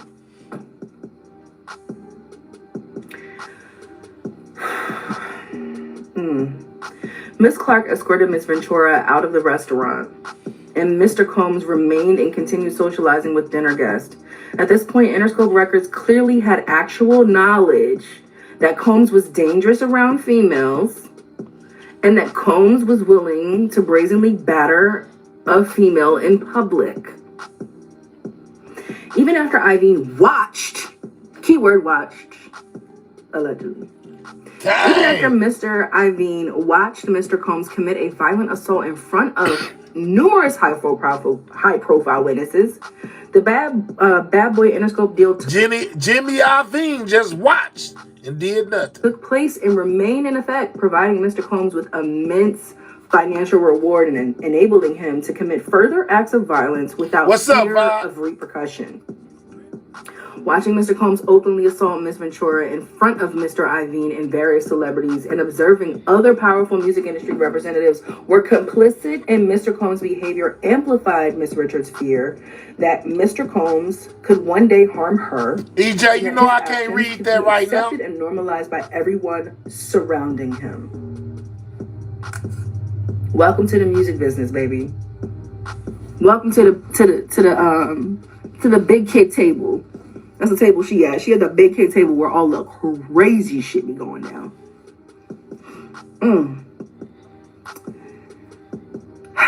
This is wild, As part of the agreement between Bad Boy and Interscope heavily promoted Diddy Dirty Money's Last Train to Paris album. Mr. Iovine had presented Mr. Combs with a demo of Coming Home for him to produce a song that would become a multi-platinum hit. Mr. Iovine was encouraging Mr. Combs to develop a new sound for the album, into which Interscope was investing resources. Miss Richard, Miss Harper, and Miss Ventura all provided vocal performances for this project. Released in November 2010, the album Last Train to Paris became Diddy Dirty Money's most commercially successful project, providing vast financial rewards to both Interscope and Mr. Combs. Diddy Dirty Money, Mr. Combs subjects Miss Richard to labor trafficking and oppressive working conditions. In or around fall of 2009, Diddy Dirty Money began recording the song Love Comes Down. Dang, I feel like oh wait, no, that's Loving You No More. Loving You No More. I mean, y'all already know how I feel about Puff. Nonetheless, incredible body of work. I can't listen to it anymore, obviously, but man, I remember when that album came out. It was like Tiffany Red, the production, talking about my goodness, Don Richard, Hello, Good Morning. Man. You know what I'm saying? Crazy. Reading the paperwork out loud. Wait, let me get back to the. Okay. Began recording the song "Love Comes Down." Which song is that? Let's go, Angela. And belief, Mr. Combs continued to use drugs that caused him to remain awake for prolonged periods of time. When he was awake, he would demand that Miss Richard and Miss Harper record in the studio, where they would spend 3 to 4 consecutive days recording without a break to eat or sleep. Mr. was in the studio he had done and that girl, Kenya girl, recording in the studio for 3 or 4 days with no food, guys. With no food. They didn't get a break. This is, boy, Diddy over there, boy, like a sweat camp, a sweatshop. He tripping. Combs required Miss Richard and Miss Harper to remain at his home continuously, denying the opportunity to return to their hotel rooms for breaks. The degree of control Mr. Combs exercised over Miss Richards' daily life and basic needs exacerbated the significant power imbalance and threatening atmosphere that ensured Miss Richards' compliance with his demands. Featuring Rick Ross, what? That song, the Love Comes Down, is that? I gotta listen to it. I can't remember which one it is. Dang. Okay. Mr. Combs regularly left wild. the studio and required Miss Richard and Miss Harper to stay and write verses to songs. Occasionally, Miss Richard tried to leave to get something to eat or to go to her hotel. Whenever Miss Richard tried to leave, Mr. Combs would call and demand, "Where the fuck are you?" End quote. Lord. We have an album to make. Yeah, you have an album to make, but you also like have a life to live too. It's work-life balance. Dang. Monica says, and people wonder why victims don't report it, because they will turn up unalive and people will call them liars and gold diggers. To not feed me is some fighting words. Man, that's some, we gonna most definitely squabble. Boy, he just don't sleep or ADD or ADHD. Nah, that boy up off that Tussie. Got him up all night. It's ridiculous, man. Mr. Combs frequently made threats, especially if they asked for food or rest, stating, quote, "You're a bitch. Dang. I don't want to see your fucking face." Dang. Quote, "I make niggas go missing. I make things go away." And that's why he can't get a bail. And that's why he can't get a bail. Talking like that. Returned to the studio immediately, believing that Mr. Combs was capable of following through with his threats. Mr. Combs criticized Ms. Richard for he make people disappear. He'll get people unalive. Biggie being too skinny, quote, yet denied her request for food and demanded that she drink only peanut butter shakes. Mr. Combs was had full meals prepared by a chef and ate them in front of Miss Richard Let's go, and EJ. Miss Harper, never offering them food. Let's go, Tupac. Miss Richard and Miss Harper begged for food and rest breaks, but Mr. Combs refused, making statements such as, "Absolutely fucking not," and "This is what it takes to be great," quote. Mr. Combs' responses underscored the threat he posed and heightened Miss Richard's concerns for her safety and well-being.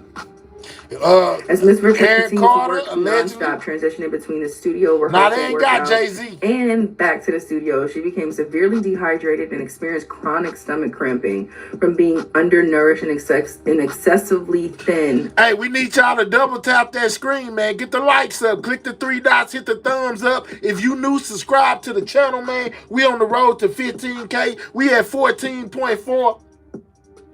Every subscribe matters. Make sure you subscribe.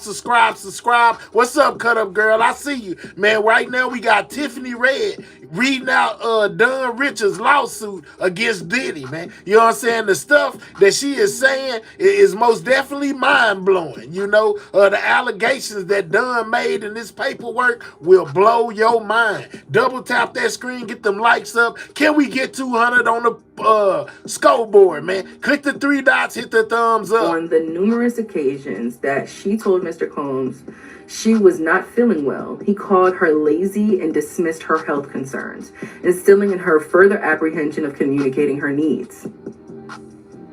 In or around the summer of 2010, Miss Richard experienced abdominal pain, swollen glands, and a fever. She was hospitalized and diagnosed with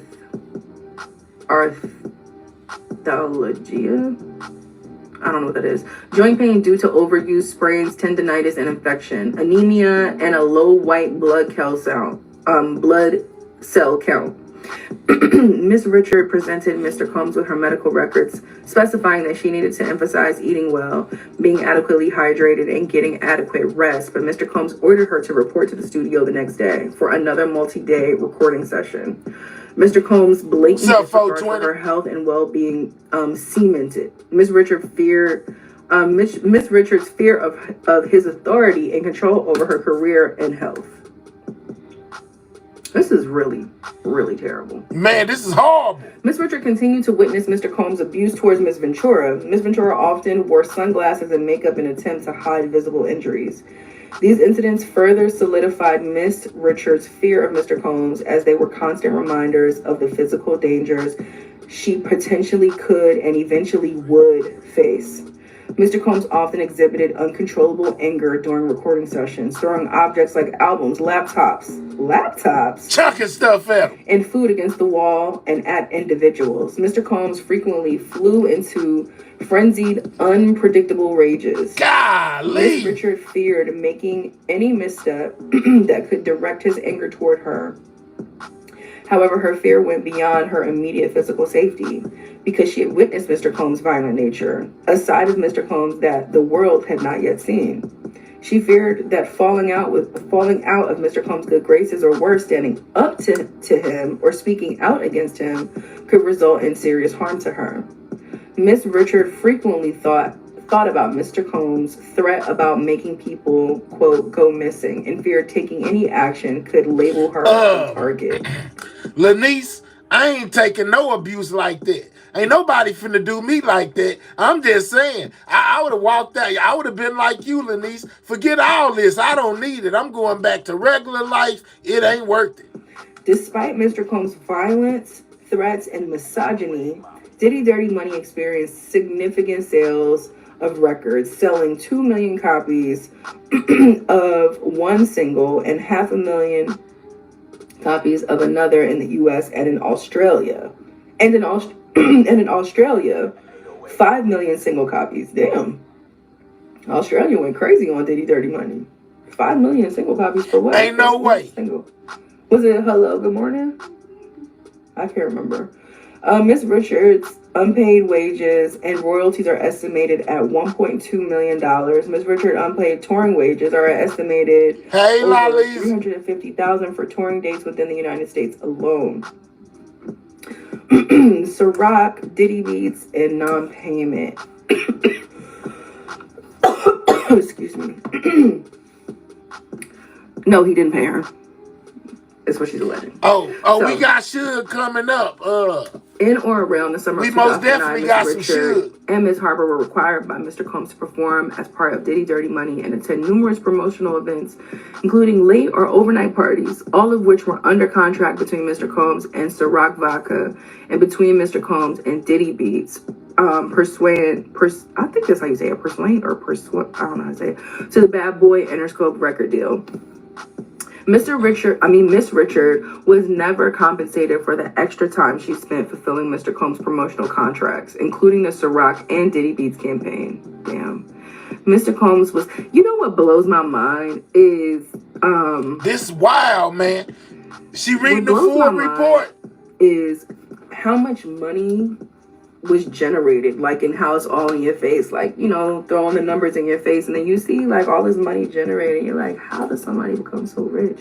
Like, this is a perfect example of what capitalism is. Capitalism can't survive without oppressing a group. It can't survive without somebody not getting paid fair wages. If everybody was getting paid livable wages, absolutely, Lanice. That mystery pneumonia. Miss was never compensated for the extra time she spent fulfilling Mr. Combs. Okay, wait. Ciroc Diddy campaign. Mr. Combs was paid approximately $250,000 per Ciroc appearance. Like, come on, you couldn't have paid per Ciroc. You got paid $250 per appearance, and you got them there every month. Why not pay them something? $250 every one? Mr. Combs did not compensate Miss Richard or Miss Harper for these appearances. Didn't get no money. $5,000 each on a handful of occasions. Mr. Combs' ongoing, so they got paid $5,000 on some of them and I guess nothing on others. Mr. Combs' ongoing explanation for withholding compensation was that their appearance was a requirement for their tour. Additionally, Let's go. Richard was Christy say, so you worked, beat, and starved, and you still did not get paid. Oh, we all finna go out. Hey, I'm just saying, Christy, we finna tie something up. Yeah, everybody finna know I ain't happy. Oh, to no. appear and to promote Diddy. I ain't keeping nothing quiet. Parties, album songs, and videos. I don't care where we at. You gonna have to almost, pull the strap on me every time. Like, yeah, man, you better chick, cause I'm be going off. Matter of fact, once we get back to where we going, I ain't never going again. Yeah, just know that. What that is. I'm Over out. time, Mr. Combs was paid $6.2 million for 25 Ciroc shows that Miss Richard was required to attend. Following each show, Miss Richard and Miss Harper approached Mr. Combs to inquire about their insufficient and he didn't pay him sporadic again. payments. Mr. Combs routinely responded with a statement such as, "You bitches aren't grateful." Yeah. So he got paid bands, y'all. 63 bands, I think she said. And when done, and the other girl confronted him about their money, because they were supposed to be getting paid too, Diddy told him, y'all ungrateful. You ungrateful. Y'all just don't care. Oh, man, Diddy ain't trying to give him nothing. This is why I fucking quit. Because I will not allow these people to make me crazy. Because this is the shit that makes me want to explode. Ungrateful for wanting to be paid fairly. You got paid $6.25 million for 25 Ciroc. My bad, $6.25 million. And didn't get him a dime. And when they asked about their money, Diddy told them they was ungrateful. Lord, have mercy. Shows 25. But they're ungrateful. And they bitches. This is crazy. Bitches are ungrateful. Okay. This is crazy. And then, quote, "You don't want this." Ms. Richard estimated losses from the Ciroc campaign promotions totaling at $1,562,500. Upon information, ain't no way, guys. Ain't no way. On Diddy beats for which Ms. Richard received no compensation. This is wild. But Tiffany, everyone is not like this. I don't understand what you mean. But that's how you become a billionaire. Not paying people. Okay, Mr. Combs sexually harasses and assaults Miss Richard. Between approximately 2009 and 2011, throughout Diddy Dirty Money's recording process, rehearsals, and performances, Mr. Combs repeatedly ordered Miss Richards to strip down to her underwear. Oh, man. What? He frequently referred to her as a bitch or whore and made demeaning remarks about her body, alternatingly calling her lazy, fat, ugly, and skinny.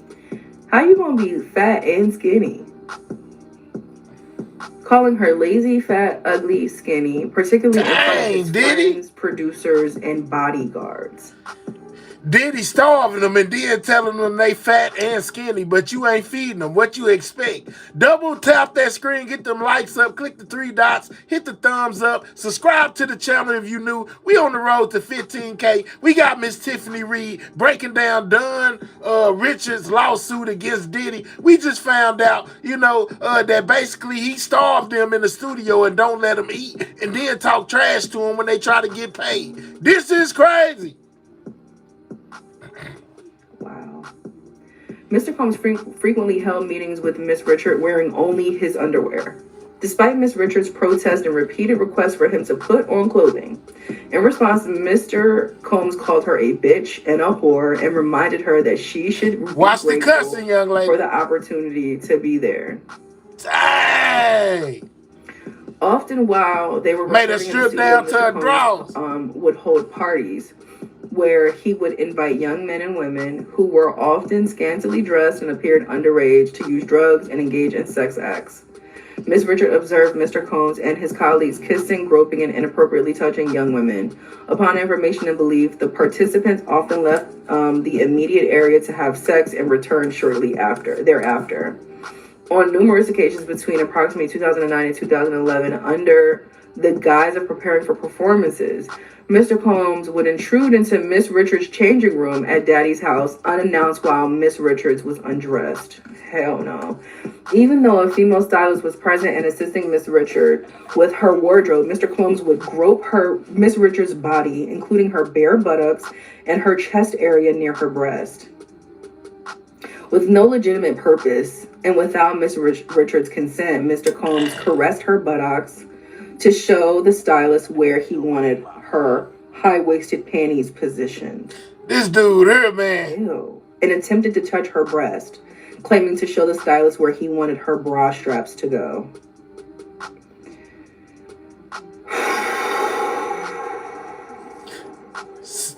Diddy.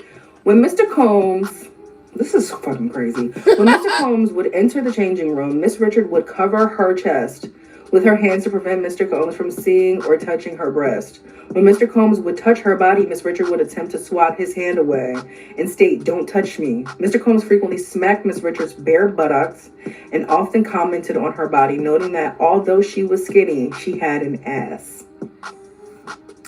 Ignoring her visible and communicated discomfort, Mr. Combs persisted and continued to intrude when Miss Richard was in the dressing room. Continued to touch her buttocks and breast area under the guise of show. Man, I ain't gonna lie. We done heard a lot of YouTube victims, but Dunn's case is off the scale, man. Dunn she put him on blast. Man, he just barging in her room while she naked, touching all on her. Lord have mercy. Knowing the stylist what to do and continued to smack her buttocks without her consent.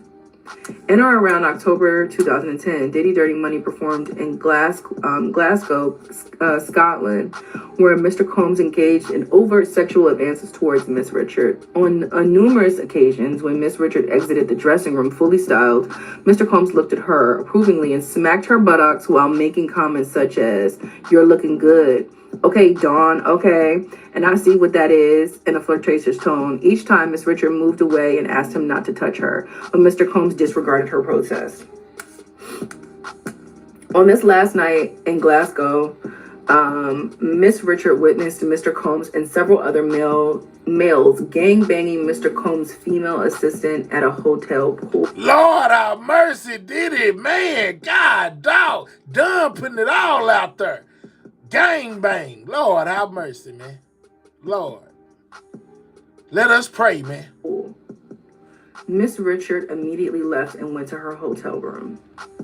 On their flight back to the United States the next day, Miss Richard asked Mr. Combs where his assistant was. Mr. Combs replied, "I don't give a fuck where that bitch is."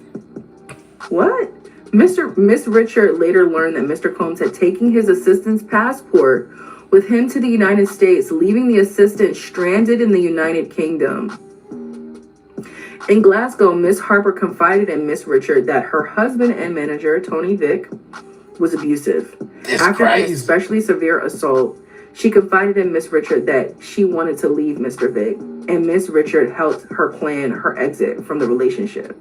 However, Miss Harper and Mr. Vick reconciled, and both Mr. Combs and Mr. Vick, who had a close relationship, learned of Miss Richard's role in helping Miss Harper. Both Mr. Combs and Mr. Vick became noticeably distrustful of Miss Richard, which exacerbated her fear of harm and reprisal. When Mr. Combs would require his Diddy Dirty Money bandmates to stay at his residence in Miami, Miss Richard would barricade herself inside of her room at night, placing heavy furniture against the door because she feared being harmed in her sleep. Damn. In or around late December 2006, this is crazy. Miss Richard and Miss Harper and Miss Ventura were in Mr. Combs' Los Angeles home when Mr. Combs stated, quote, I want to gift you titties for Christmas. Lord! Mr. Combs reached out and cupped Miss Richards' breast without her permission and stated, "You're an A, I'm thinking a D." What? Say he Miss was Richard gonna reconciled and shot buy and some left new him. Chi-Chis. That's terrible, man.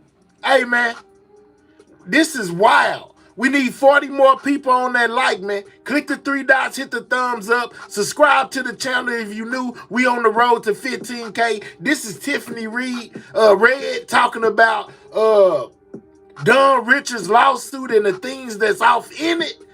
And man, I am shocked. What about y'all, man? You know what I'm saying? Yeah, I said he gonna get a Chi-Chi upgrades. She a A cup, he gonna get her some D's. Man, this is crazy, man. This is crazy. They were so young. I remember being a young woman that age. You can be easily influenced if you're not strong enough. He purposely sought out weak ones too. All right. Predators tend to do that. This is crazy, man. Ain't no way.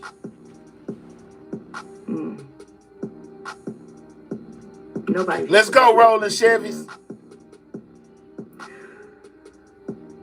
Throughout the above-mentioned time period when Miss Richard resisted Mr. Combs' advances, Mr. Combs retaliated by denying her singing parts in songs, removing her from songs, refusing to allow her to sing in performances, and turning her microphone off during performances. So it's like, if you don't let me touch you how I want to touch you, even though it is not my body to touch, and you've asked me not to touch you, I'm going to fuck everything up. Okay, got it.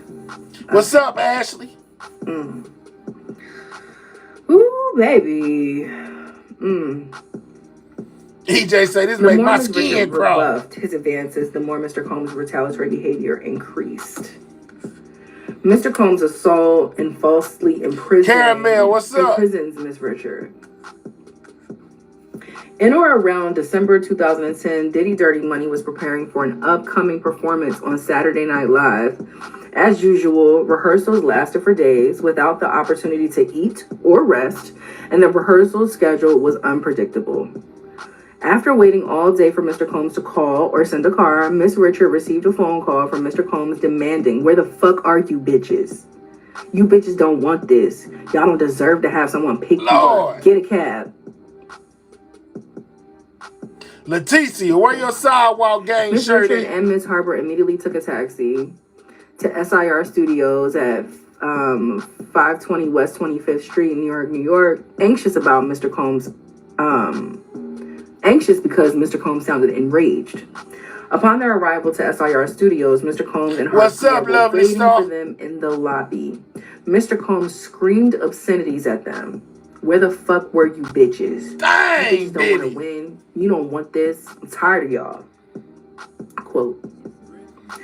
Miss Richard noticed that people in the lobby were reacting to Mr. Combs' tirade. Embarrassed, Miss Richard asked Mr. Combs to stop swearing and calling them bitches in front of everyone. Mr. Combs' facial expression shifted as he stepped towards Miss Richard, raised his arm, and swung his fist toward her face. Oh, man. Believing Mr. Combs was going to hit her, Miss Richard braced for the impact. Before Mr. Combs could strike her, Mr. Combs' bodyguard grabbed her, escorted her out the studio, and forced her into the Bad Boy Records Bentley that was parked outside. Golly! Miss Harper ran after Miss Richard and Mr. Combs' bodyguard, closed and locked the Bentley doors with both women inside. Inside the vehicle, Miss Richard realized there were no interior door handles and that they were locked inside with no way to escape. Miss Richard's belongings were in the studio, but she was able to call her father from Miss Harper's cell phone. Miss Richard relayed to her father what happened and that she needed help and feared that she would go missing. Moments later, Mr. Combs' bodyguard removed only Miss Harper from the Bentley, leaving Miss Richard locked in the car alone for over 2 hours. My support of my Lord. Miss Richard screamed as loudly as she could, but no one responded. It was late evening in the winter time. The windows were heavily tinted, and the interior of the car was dark except for the faint interior's lights. This is fucking terrifying. This is crazy. Miss Richard's belongings and winter coat were in the studio while the ignition was off and there was no heat. With Mr. Combs' prior threats and violence running through her mind, Miss Richard felt sheer panic, terror, and feeling of claustrophobia at the beginning, at being locked in a small, dark, enclosed space with no way to communicate or call for help. She began to feel cold and feared for her life, not knowing when or if she would be released. Miss Richard's father drove to New York from Baltimore. Period, Dad. Period, Dad. Because he said, not my fucking daughter. From New York to Baltimore, and arrived at the studio approximately 2 hours later. Only after her father arrived and demanded to see her did Mr. Pierre order Mr. Combs' bodyguard to release Miss Richard from the vehicle. All right, so if you just now getting here, this is Tiffany Red, giving out the details of what's inside Don Richards' lawsuit against Diddy, the things that he's alleged to done, why she's suing him. That's what we on right now, Caramel, since you late. I give you, you can most definitely rewind if you need to. But we talking about Diddy right now. Mr. Pierre ushered Miss Richards' father between several rooms in SIR studio, where he waited for approximately 2 hours before being able to confront Mr. Combs. Once Miss Richards' father expressed that he intended to contact police, Mr. Combs warned him to, quote, think about your family. I am sick of this shit. Tell him, think about your family. Think about your family. Diddy like a mob boss. Her father appeared visibly frightened by Mr. Combs' threats and actions, which in turn made Miss Richard feel terrified for herself and now her family's safety. Got it. This is how you treat the people who work for you, people, artists who sign to you. This is so fucked. This is crazy. All right, let me plug my computer in and give me a little swig of water. How y'all doing? Y'all still tapped in with me? They say crazy. And that went on for so long, but now all these people, bodyguards, etc., want to speak out what they seen, like but never did nothing. I hear you. All right.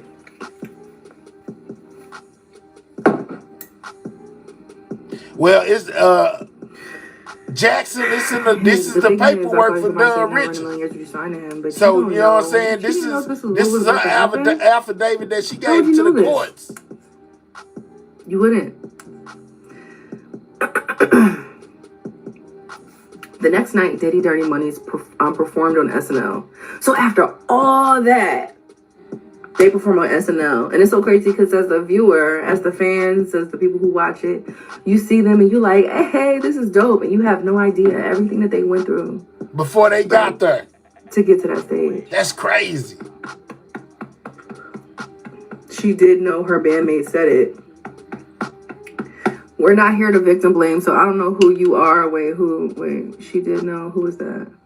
Finna get him up out of there, ain't she? She did know what, brown skin queen?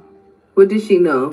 Her bandmate said what? Darius, this is most definitely crazy. You think that she knew that this is how she was going to be treated when she got signed? When she tried out for making the band? You think that she knew that she would end up locked in a car? You think she knew that she would end up witnessing a bunch of assaults? You think that she knew? No, she didn't know. Groped by Puff and all these things. That's what you think she knew? I don't think she knew. Look for body language. I want to go back and watch that performance. This is you're giving victim blaming, babe. No. You don't know. Uh-oh. People who are criminals and get away with shit this long, allegedly, are very good. Like, I don't know if you know Puff, but I do, right? Very charismatic, very charming. It's like being around Great Gatsby. And so, like, this whole thing of, like, you know, you don't know. You don't know until you get into it. And then by the time you do know, it's they done triggered her. They know who to do it to. Y'all be killing me with that shit.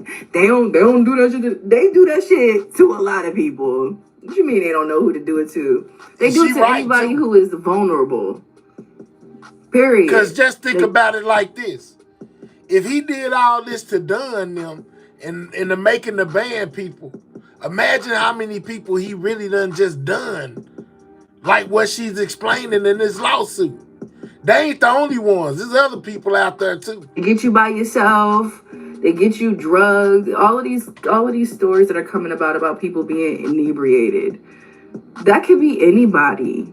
Any of us could be passed a joint by somebody that we trust, or passed some liquor by somebody that we trust, or that we're having a good time with. Oh, we here to party, yeah, and have no idea.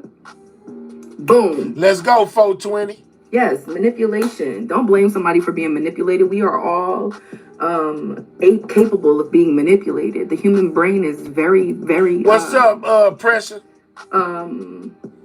Fragile. It looks fun at first. A rich nigga party. All right, you're done. Bye, girl. Bye. Cause that be the narrative. That's the problem. Later. Shout out to everybody that subscribed to the channel, man. Make sure you subscribe, Okay. and if you new. All right, let's get back to reading this. Okay, so the dad came up from Baltimore. Okay, the next night, Diddy Dirty Money performed on SNL. Mr. Combs subsequently called Miss Richard, complimented her performance, and concluded with a threat. Man, quote, "You don't call your dad unless you're in the hospital." Diddy told her you can't call nobody. Man, we need How you gonna tell 25 somebody more when they can people call to their double dad? She tap call her that dad whenever the screen. fuck she want to call her dad, Puff. Just like your kids can call you whenever they want to call you. How you gonna tell somebody's child when they can call their parents? Diddy strict over there. Okay. Unjust enrichment of defendants by breach of contract and of copyright or copyright infringement. As a member of Danity Kane, Miss Richard has performed on over 15 songs and holds composition credits for more than 3 songs.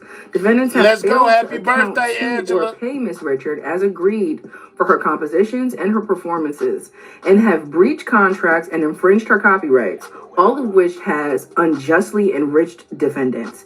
As a member of Diddy Dirty Money, Miss Richard has performances recorded on over 9 songs. Additionally, Miss Richard has composition rights and credits on more than 5 songs. Defendant has failed to account or to pay Miss Richard as agreed for her composition and her. What's up, Ashley? And by the way, they got all the records Let's go, listed. Ashley. It's so many songs. I'm not even gonna sit here and read them to you. Y'all can go research it.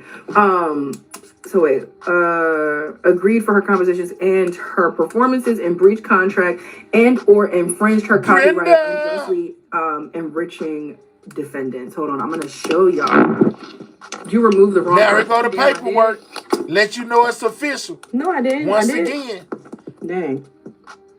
don't show us the paperwork. I'm gonna try to find the right person and remove them. I thought I. Tiff, read our comments, please.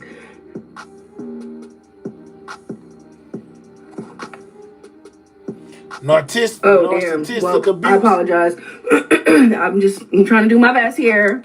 I'm reading, I'm moderating, I'm doing the thing. My thing is, I am very sensitive about my comment section. I don't like bullying. I don't like spammy stuff. I don't You like like anything me. that creates a unhealthy environment. Let's So go. my bad if I hit the wrong person. My bad. I apologize. And if the person I was supposed to kick out is still in here, get your ass out of here. Okay. Here's so that y'all can see. Well, all happy of the songs birthday, music. that she is pursuing compensation for. Look at that So I'm not gonna paper. read all of them 'cause Look there's at a that lot. paperwork. Okay, it's a lot of records. She done say Okay. she need her So- onions. Amen. No unhealthy comments. Period. I don't play with that comment shit. I believe in creating healthy environments, and that includes online platforms. It's like if you can be, and people like to get on this internet and they get real bold and just be on here saying whatever. It's like you can go say whatever somewhere else. That's that Don't have to. official paperwork. Okay. In 2020, Mr. Combs selected Miss Richard for a reboot of Making the Band. And Miss Richard spent hours preparing to be a judge on the new show. However, COVID-19 pandemic halted those plans, and Miss Richard It's for was never educational compensated in any way. purposes only. On or about July 1st, 2021, Mr. Combs and Bad Boy Records directed Janice Combs Publishing Inc. to assign its administration rights of Miss Richards' songs held from her tenure with defendants in the years 2005 to 2012 to Sony Songs, the division of Sony Music Publishing, LLC. The assignment signed by Miss Richard on October 22nd, 2024, purported to credit through a semi-annual accounting. Miss Richards' royalty account for Miss Richards' compositions from between 80 to 90% of publisher shares. Wait. Miss Richards' royalty account for The assignment signed by Miss Richard on Let's October go, Brenda. 2024 Say she 2 months in this thing. through a semi-annual accounting. Miss Richards' royalty account for Miss Richards' compositions from between 80 to 90% of publishers' share. However, no statements were ever provided. No payments were ever made. No reversions nor assignments were ever recorded with performing rights organizations or other collecting entities by defendants or by Sony. Diddy wasn't paying them. if y'all, let me back. If when you hear about like people getting their rights back and stuff like that, part of the process is a whole bunch of administration being changed, things being switched over, companies not paying this company and now switching it over to paying this company. But that is in the hands of your previous publisher who handles all this administration. And so it's just like you at the mercy of them. Can we get 20 more people on that like button, man? They switched all Double her tap stuff the over, screen. and she ain't got paid. Subscribe to the channel, man. Defendants have wholly failed to account to or pay Miss Richard as agreed for her compositions and her performance in breach of assignment, and have thereby infringed her copyrights, resulting in defendants being unjustly enriched. During the summer, man, that should be the music industry's title right there. What's up, Diva? Unjustly enriched is the music industry, just stealing everybody motherfucking money. During the summer of 2023, Mr. Combs' new record company, Love Records, Inc., tendered a contract for negotiations in Miss Richard for the song titled Deliver Me, embodied as track 3 on the Love album Off the Grid, officially released on September 15th, 2023. Ashley, I think the phone call was real. I'm not for sure, but I think it was real. Can we get 6 more people to double tap that screen? Let's get the likes to 200, guys. Upon information and belief, Deliver Me sold well prior to Mr. Combs' legal troubles in November 2023. Continuing to present, Miss Richards sought to establish her rightful percentage as a 21% Long composer time no on see. Deliver Me. Shout out to you. Mr. Combs personally called Miss Richard and left a voicemail complaining about her fair requests. How dare you ask for publishing on something that you wrote? Like, just... I was having a conversation with my homegirl about this. Let's go. Like, the music industry loves to try to act like shit is negotiable when it is fucking not. And when you do try to negotiate, then you run into shit like this, where somebody's mad at you for being like, hey, this is what I believe I deserve. Like, what? This is nuts. Upon information and belief, Combs directed his attorney to avoid confirming the composition percentage on the song, and in fact, list composers who played no part in composing the song. As a result, the contract was never signed by either Miss Richard or Love Records, Inc. Nevertheless, Miss Richard obtained a copyright registration certificate on a timely basis and said registration lists author complaints as agreed when the song was created in 2009. So for those of y'all that are like, why did she get back in the studio with him? She didn't. Shout out to AC Shakur, you know what I'm saying, for copping the membership and gifting one. If you got one from her or Jay Stevens, make sure you tell them thank you, man. Shout out to y'all. Appreciate you. The song was done in 2009. He put it on the record in 2023. Okay. That registration is filed separately in the court and supports Ms. Richard's claim of copyright infringement by defendant herein. Defendant Love Records, Inc. and Mr. Combs infringed Ms. Richard's copyright in the composition of Deliver Me by releasing Deliver Me without Richard's permission and without compensation.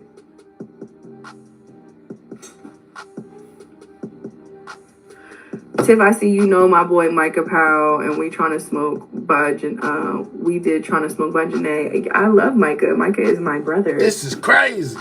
Girl, get back to the reading of the paperwork. Let's go. Stop talking to the people. Read the paperwork. Okay, so let's go. All right. Let's see. Damages. We at the home stretch now. We almost done. As a result of the acts and the conduct complained of herein, Miss Richard has suffered and will continue to suffer the loss of income, wages, benefits, royalties, I'm just promotional saying. fees, touring fees, and other compensation. Miss Richard also suffered, among other things, future pence.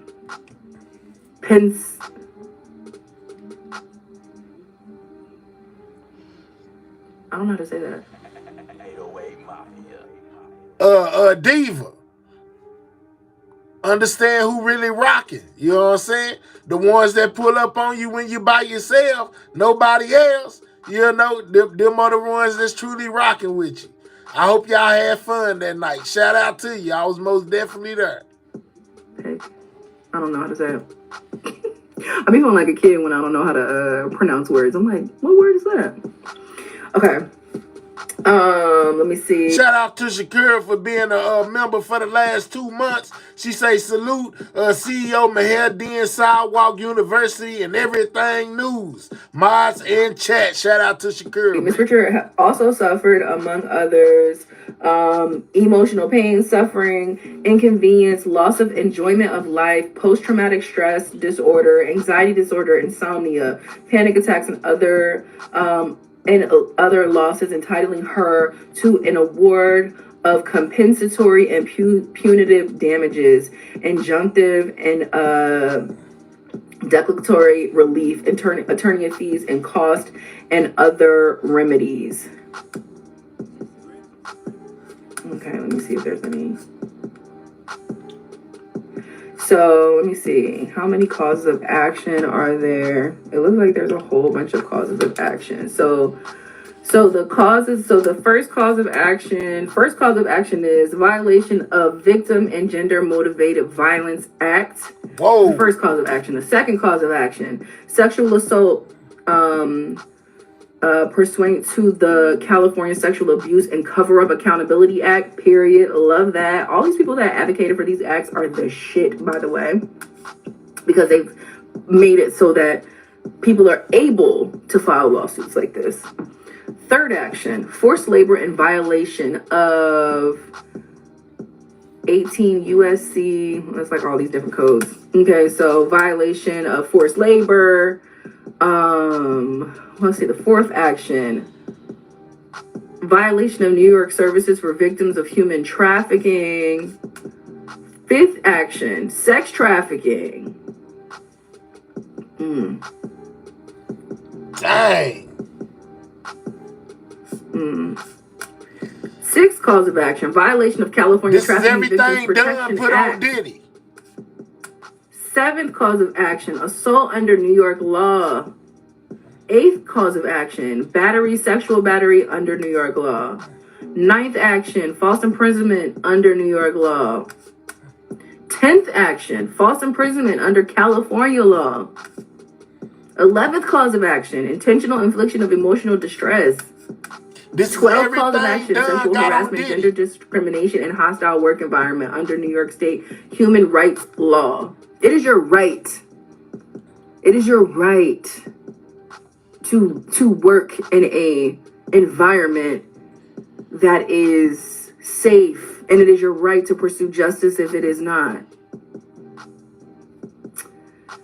Tiff, can you stay on when you finish for a Q&A with the respectful questions? This is crazy. Yeah, I'll stay on for like a little bit because I'm hungry and it's late.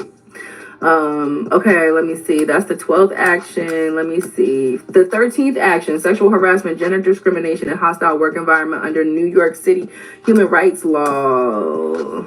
14th cause of action, retaliation of violation of New York State human rights law. Retaliation in violation. Let me see. 15th cause of action, hostile work environment in violation of California government code. Let me see. Damn, that's a lot of actions. Let me see. 17th cause of action, violation of right of publicly under New York civil rights law. What does that mean? Violation of right of Ashley, we good people over here. under New York New York civil rights law. 18th cause of action, copyright infringement. 19th cause of action, breach of contract. 20th cause of action, breach of implied covenant of good faith and fair dealing. That lawyer was like, we finna throw everything up in this. Caramel, I don't know why Dunn didn't contact her. She was scared. Man, Diddy told her he get people unalive. You know what I'm saying? He take care of his problems. They be no more. If you go to snitching, you know what I'm saying? He basically threatened to take them out the game in so many words. Go on all That's time. why. I'm gonna research every act there is. 21st cause of action, fraud, intentional misrepresentation, false promises.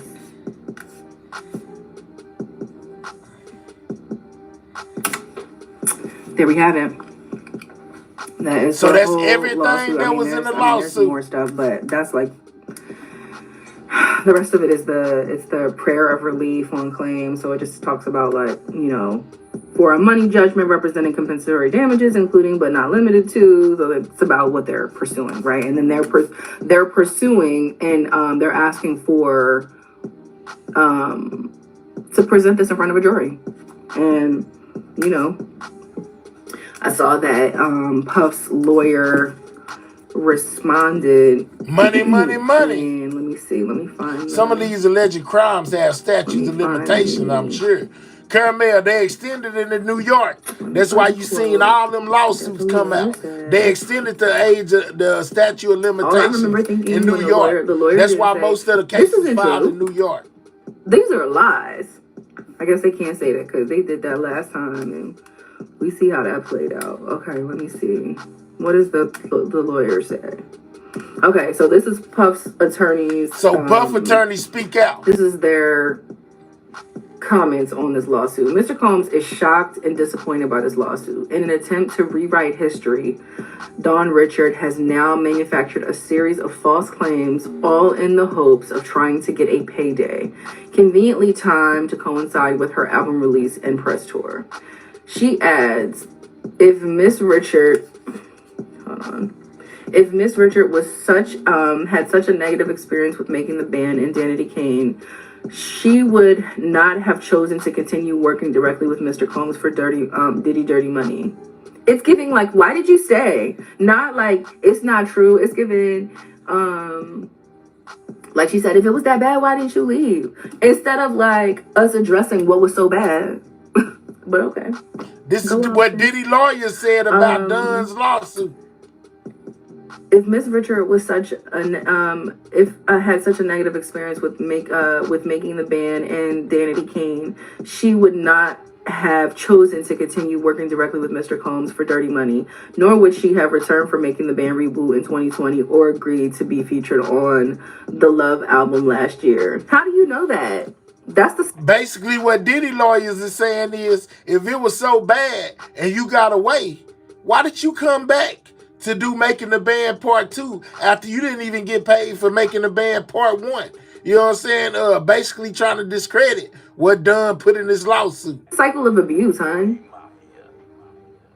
And when somebody holds the power, when somebody holds the opportunities, and a good chunk of the opportunities that you have are coming through this person, it makes it really fucking challenging, man. And like I said, the record from the Love album she did in 2009. It's not like she got back in the lab with him like, yeah, let's get it. It's like, yo, you want to use this record on this project, whatever. And if it was a Dirty Money record, it was probably a record Puff already, it was a record that they probably did when they were doing it then, which is why he felt like it was his right to release it. He was probably recorded on their recording budget or whatever. Like, you know what I'm saying? Nor would she have returned for making the band reboot 2020 or agreed to be featured on a Love album last year. It's unfortunate that Miss Richard has cast their 20-year friendship aside to try and get money from him, but Mr. Combs is confidently standing on truth and looks forward to proving it in court. Sounds good, bro. Sounds good. We'll see. All right, y'all. She done got aggravated. That was a lawsuit. That was their what they had to say. And yeah. So that was the entire Don Richards lawsuit right Exactly. there. She didn't agree to be on the Love album. He just put the record on there. That's why she's suing. That's why she's suing. And she's like, yo, that's copyright infringement. You put my shit out and I didn't consent to this. She didn't say she wanted to be a part of the Love album. She was trying to negotiate to make it make sense, and they didn't make it make sense, and they dropped the shit anyway. That's crazy. But okay. Though. Do you think more people will come forward? I mean, that's what's happening now. We seeing more people come forward. I think it's a process. I'm sure there's mad people that are behind the scenes, probably lawyered up already. You know, this is a process. So like when you file a lawsuit like this, it's not flippant. She sued everybody. A lawyer and a lawsuit is popping out. That's not how it goes. You know, there's a whole lot of procedure behind the scenes between you and the person that you're pursuing legal action against prior to filing a lawsuit and letting it fly. Like, you know, it's a process. So I don't know. I think so though. Thank you. Didn't think I'd stay the whole time because it's because this is heavy, but knowledge is power. Yeah, it is heavy. It is heavy. All right, y'all. It's 10 o'clock. I've been on live for mad long. Yeah, you've been on live for just mad tell your long. story and face the world feeling like you have to watch your back. Exactly.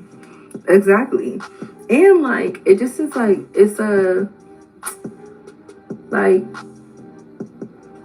Alright, so basically in a nutshell, we just got the whole entire done lawsuit against Diddy, what she alleged, what she said that he done to her, you know, to make her file this lawsuit. Everything from touching on her without her permission, you know, watching little ones be touched on, you know, trains being ran, you know, Diddy holding meetings in his drawers, making them be in there, you know, refusing to put on clothes no matter what the lady said. You know, this is crazy. Hey, this is what Don Richards is alleging, read by Miss Tiffany Red, one of the best friends of Cassie.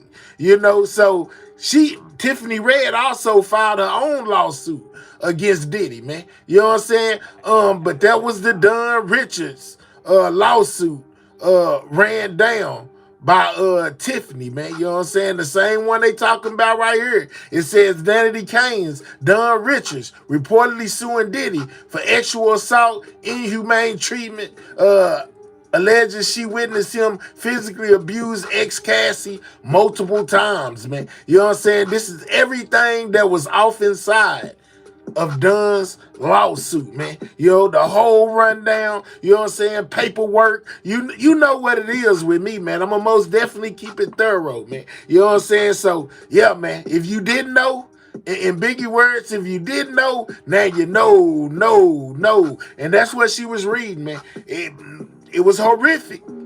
He was starving them, wouldn't let them eat, you know, all that good stuff. Man, that's crazy. I wouldn't have hung around for 2 seconds. Once I found out I wasn't getting paid and getting fed, you ain't finna get me in no studio. I'm going home, and I won't be returning. I don't care how much money you got. All right, so now let's move on to this next thing, man, that I've been seeing all in the headlines, you know, everywhere, which is the Drake and Kendrick Lamar situation, man. If you've been living up under a rock somewhere, Drake has filed several lawsuits against his record company, you know, against Kendrick Lamar, you know, for slander or whatever, you know, basically running his name in the mud.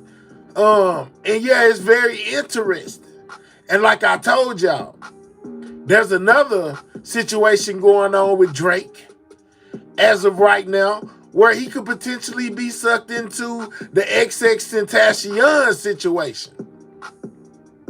For things that he said off in his music and due to XXXTentacion and his music, saying if anything ever happened to him, Drake did it, man. You know what I'm saying? I wanted y'all to take a look at this too, though, before I get there. Let's look at this right here. So, what Tiffany exactly do again. y'all expect for me to have done outside of be there for her in these moments? She talking about The people Cassie. that are like, you know, oh, you speaking now. How the fuck do you know what I did then? You don't, because you wasn't fucking there.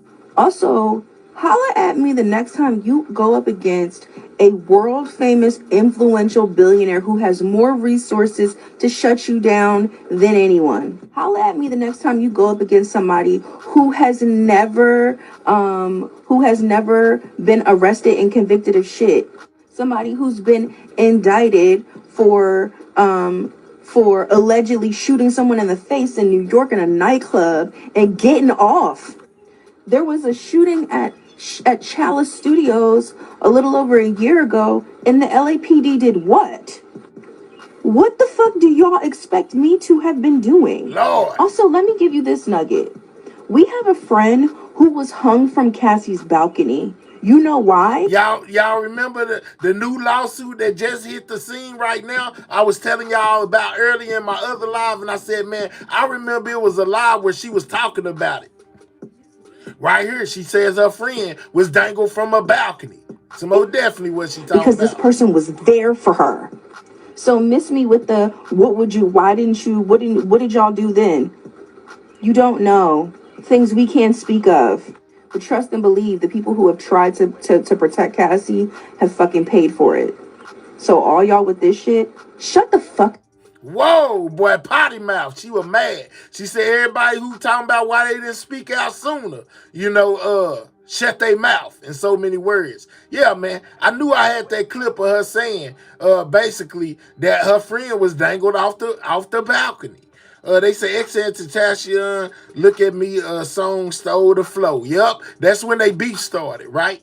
All right, so let's get into Kendrick Lamar and Drake situation when it comes down to the media, because it's all over the news as well as all over social media with what Drake is doing as far as suing Kendrick Lamar, man. This is crazy. Let's go.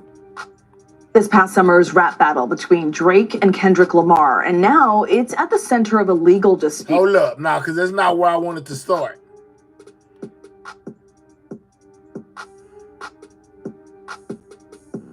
All right, no, not that one. Not this one. Well, nope, not that one either. Hold up. Well, I guess. Hold up.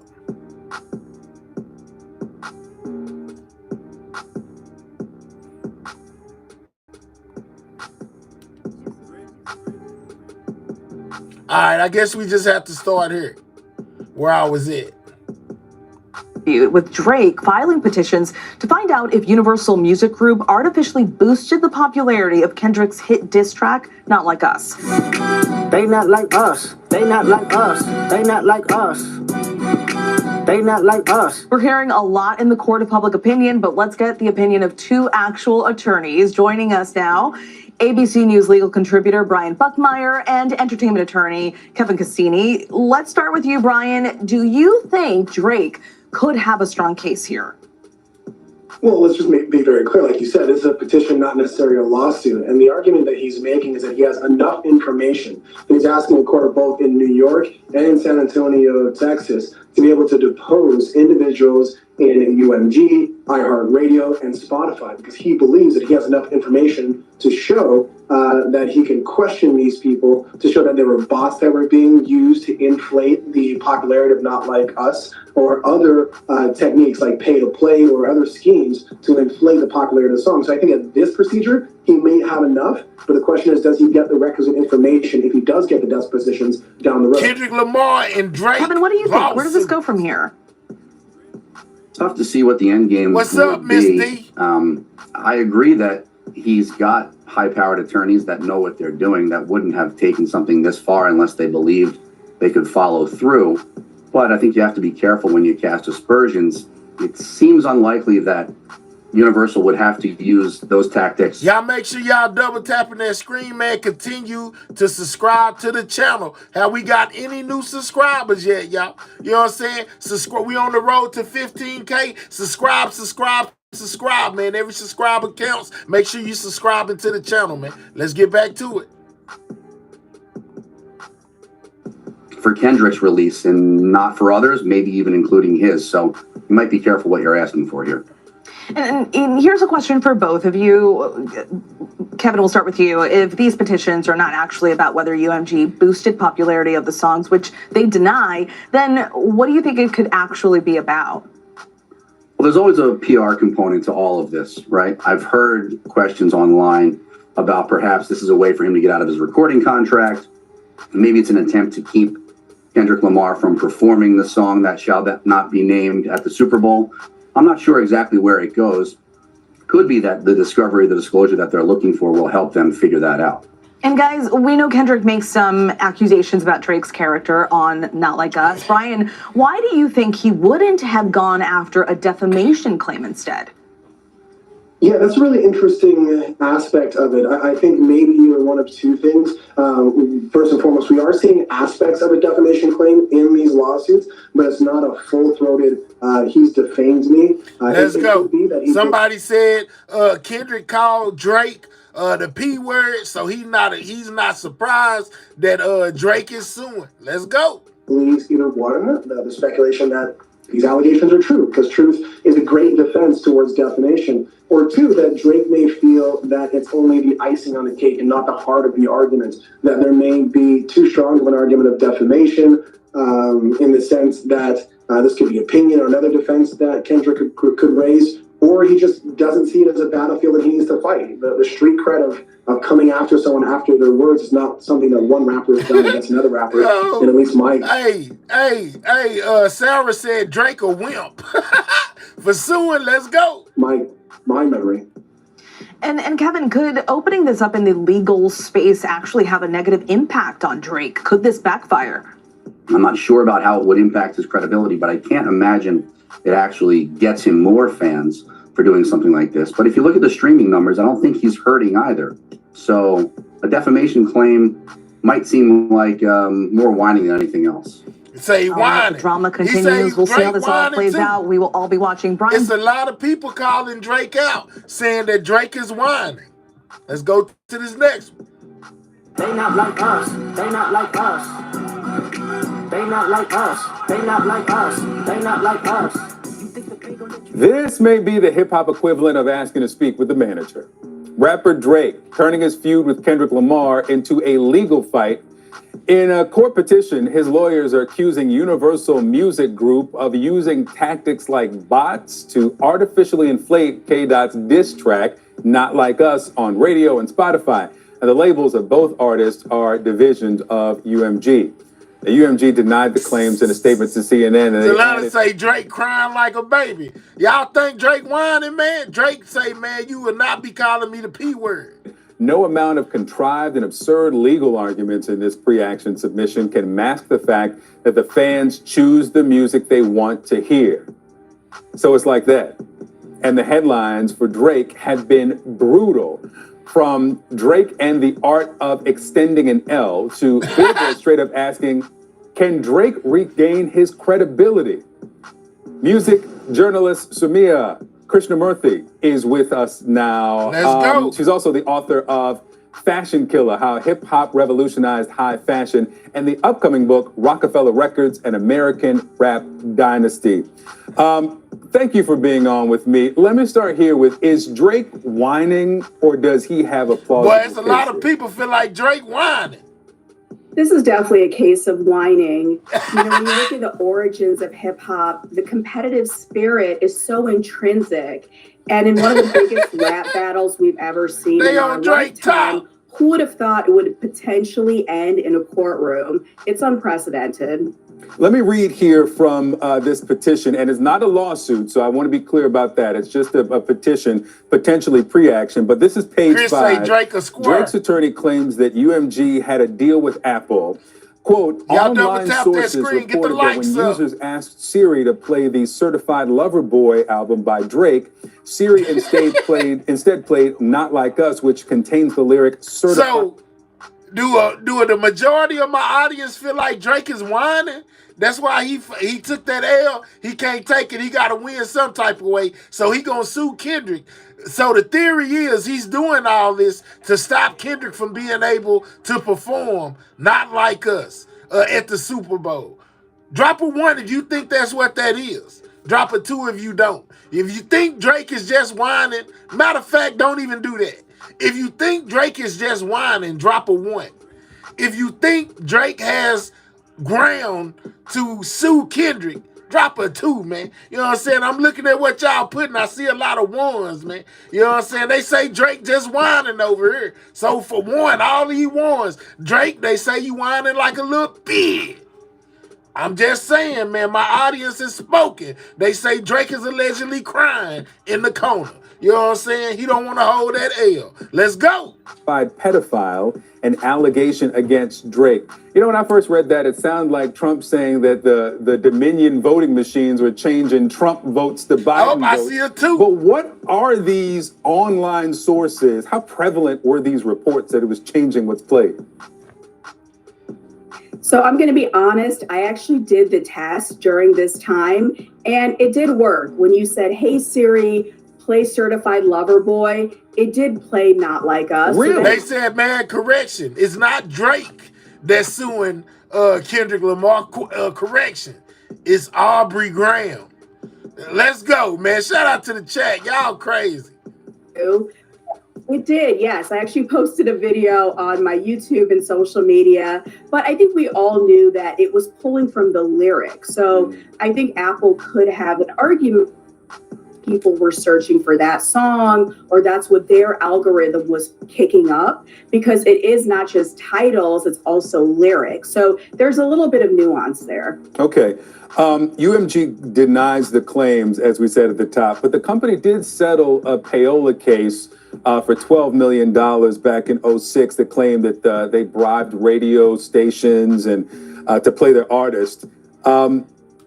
Is it plausible? I mean, and also, if they did this for Kendrick, how prevalent are these practices to say that Drake didn't benefit from these at some other time? Let's go.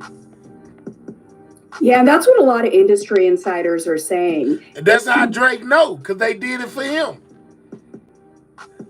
The entirety of his career, Drake know that they got bots and people who buy views and all that, because that's exactly what they did with him. So that's why he turned around and used their own tactics against him. You know what I'm saying? It makes sense. He has enjoyed this privilege, being an industry darling, being the most streamed artist on Spotify for hip hop. Even now, I think the last time I checked, his monthly uniques on Spotify are more than Kendrick. If we go back to 2018, there was a huge campaign where every single Spotify playlist was Drake, whether it was hip hop, pop, country, gospel. The same thing they so did for these him. Campaigns by these streaming services or companies, they're not uncommon. But the question is Drake now bitter or whining because he's not the beneficiary? I read some of the headlines in the intro to our conversation. How much does this hurt his credibility?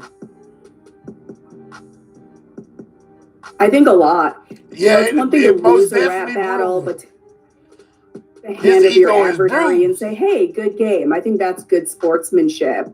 But this to me just really seems like whining. It seems like when things don't go his way, I think you alluded to it earlier, it has that very much stop the steal energy. That doesn't do too well in hip hop. Soumya Krishnamurthy, thank you so much for explaining to us. And I am genuinely surprised that if you said Certified Lover Boy, you got Not Like Us. I'm going to try it. I don't know if it still works, but I'll check with Siri after the show. Yeah, man. So basically, the majority of everybody feels like Drake is doing a bunch of whining, including Stephen A, man. Let's check out what Stephen A had to say about Drake and Kendrick in this beef, man. Hold up. Let's go. Hear it. Drake is now dragging lawyers into his beef with Kendrick Lamar. I know y'all have heard about this by now. Drake filed a court petition Monday against his own record label, Universal Music Group, and Spotify, by the way, accusing them of harming him by allegedly boosting Kendrick Lamar's Not Like Us. Drake's petition seeks the preservation and divulgence of information that might be used as evidence in a potential lawsuit against UMG, which is the distributor for the record labels of both Drake and Lamar. This is crazy. A second petition filed in Texas alleges UMG engaged in a pay-for-play scheme with iHeartMedia to help boost the song, which the petition also claims defamed Drake. You may recall Not Like Us infers that Drake engages in pedophilia. Lord, and the song has gotten more than 900 million plays, according to figures listed on Spotify, who obviously declined to comment on the petition. As for Elizabeth Hill say Stephen A crying because he can't regrow his hairline. Lord have mercy. All right, let's go. UMG, they issued the following statement saying, quote, the suggestion that UMG would do anything to undermine any of its artists is offensive and untrue. We employ the highest ethical practices in our marketing and promotional campaigns. No amount of contrived and absurd legal arguments in this pre-action submission can mask the fact that fans choose the music they want to hear. End quote. You know, it's interesting that we bring that up because before I go any further, that pre-action petition that they alluded to, understand that's a procedure under New York law that aims to secure information before filing a lawsuit. I just wanted to get that out the way, okay? By the way, the lead between Drake and Kendrick, who, by the way, is set to headline the Super Bowl halftime show, is one of the biggest rap beefs in recent years, the beef between them. It is most definitely a heated beef, man. Why Drake got the police involved, I don't know, man. A lot of people say he allegedly whining. You know what I'm saying? You make your decision. I'm just saying. Basically, Drake wants someone to pay for the certified lover boy, certified. Yeah, real talk. You right. One of the biggest Say rap somebody beefs gotta in pay years. for that. This is a bad look. That's slam. Let's get this out of the way right now. It's a bad look. And it's all smeared on Drake. All of it. This is hip hop, man. This is hip hop. Somebody comes at you with lyrics, with a song, you go back come at right them. back at them with the song, with lyrics.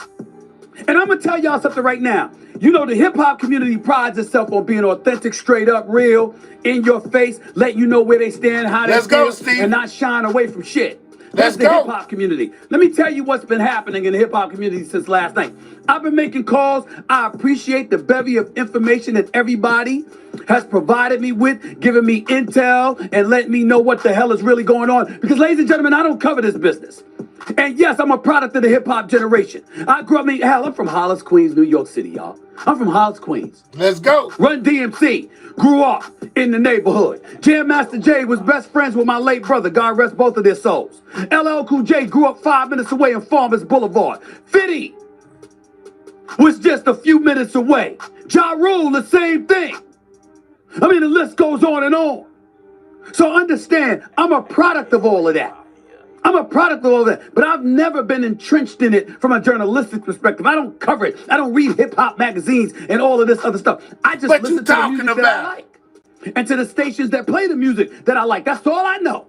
That's all I know. I don't know a damn thing about the industry. We didn't ask you all that. Though, I know a hell of a lot of people who do. Well, here's why I bring it up. All of them want to remain nameless. All of them. The hip-hop artists I know, the radio disc jockeys that I know, the journalists that cover it, even though I got Torre coming on in a few minutes. I mean, I've never seen an industry where you got folks, yo, I'm not touching this publicly. But I ain't stop a whole bunch of them. I'm talking about 10, 15 different people. Let me know how they feel. Because I'm going to read some of this stuff. You understand? Can't tell you who. But I'm going to just let you know. What you going to let us know? They're looking at Kendrick Lamar's song, Not Like Us, with the 900 million listeners, the downloads, all of this other stuff. And they're going like this. Damn right. Drake not like us. Didn't we tell you? Dang. Didn't Kendrick Lamar tell you? Let's go. All because of lawyers. Now again, this is not a lawsuit. I want to make that very, very clear. Not Okay, yet. it's This not is a lawsuit. pre-action petition. It's a petition. So basically, if you're Drake, what you're doing is the procedure under New York law that aims to secure information before filing a lawsuit. You're trying to make sure you get access to all the information that you want because of the accusations that he's trying. Break it down then, Stephen A. Stephen A is breaking it down. It's not an actual lawsuit yet. Drake is gathering information. What's up with it, Miss Louisiana? Make sure y'all double tapping that screen, get the likes up, subscribe to the channel if you're new. We taking a look at Kendrick Lamar and Drake beef, you know, and how the people are feeling about Drake putting charges on Kendrick, basically, or filing a petition to basically start a lawsuit. Hard to say. And they looking at Drake and they like, they don't give a shit about that. The rap artists don't care. The DJs don't care. Now my man Funk Master Flex was on TV. Oh, not on TV, I'm sorry. He went on social media. And he was saying Drake ain't tell a lie. That this is the game that's played in the music industry. Where you got cats having money funneled to them to push one product more so than the other. To push a particular song. To make sure it gets airplay and stuff like that. My point is, I'm not challenging Funk Master Flex in any way because I know the brother knows a gazillion times more about this industry than I would ever know. All I'm saying is, nah, people don't give a shit about that right now.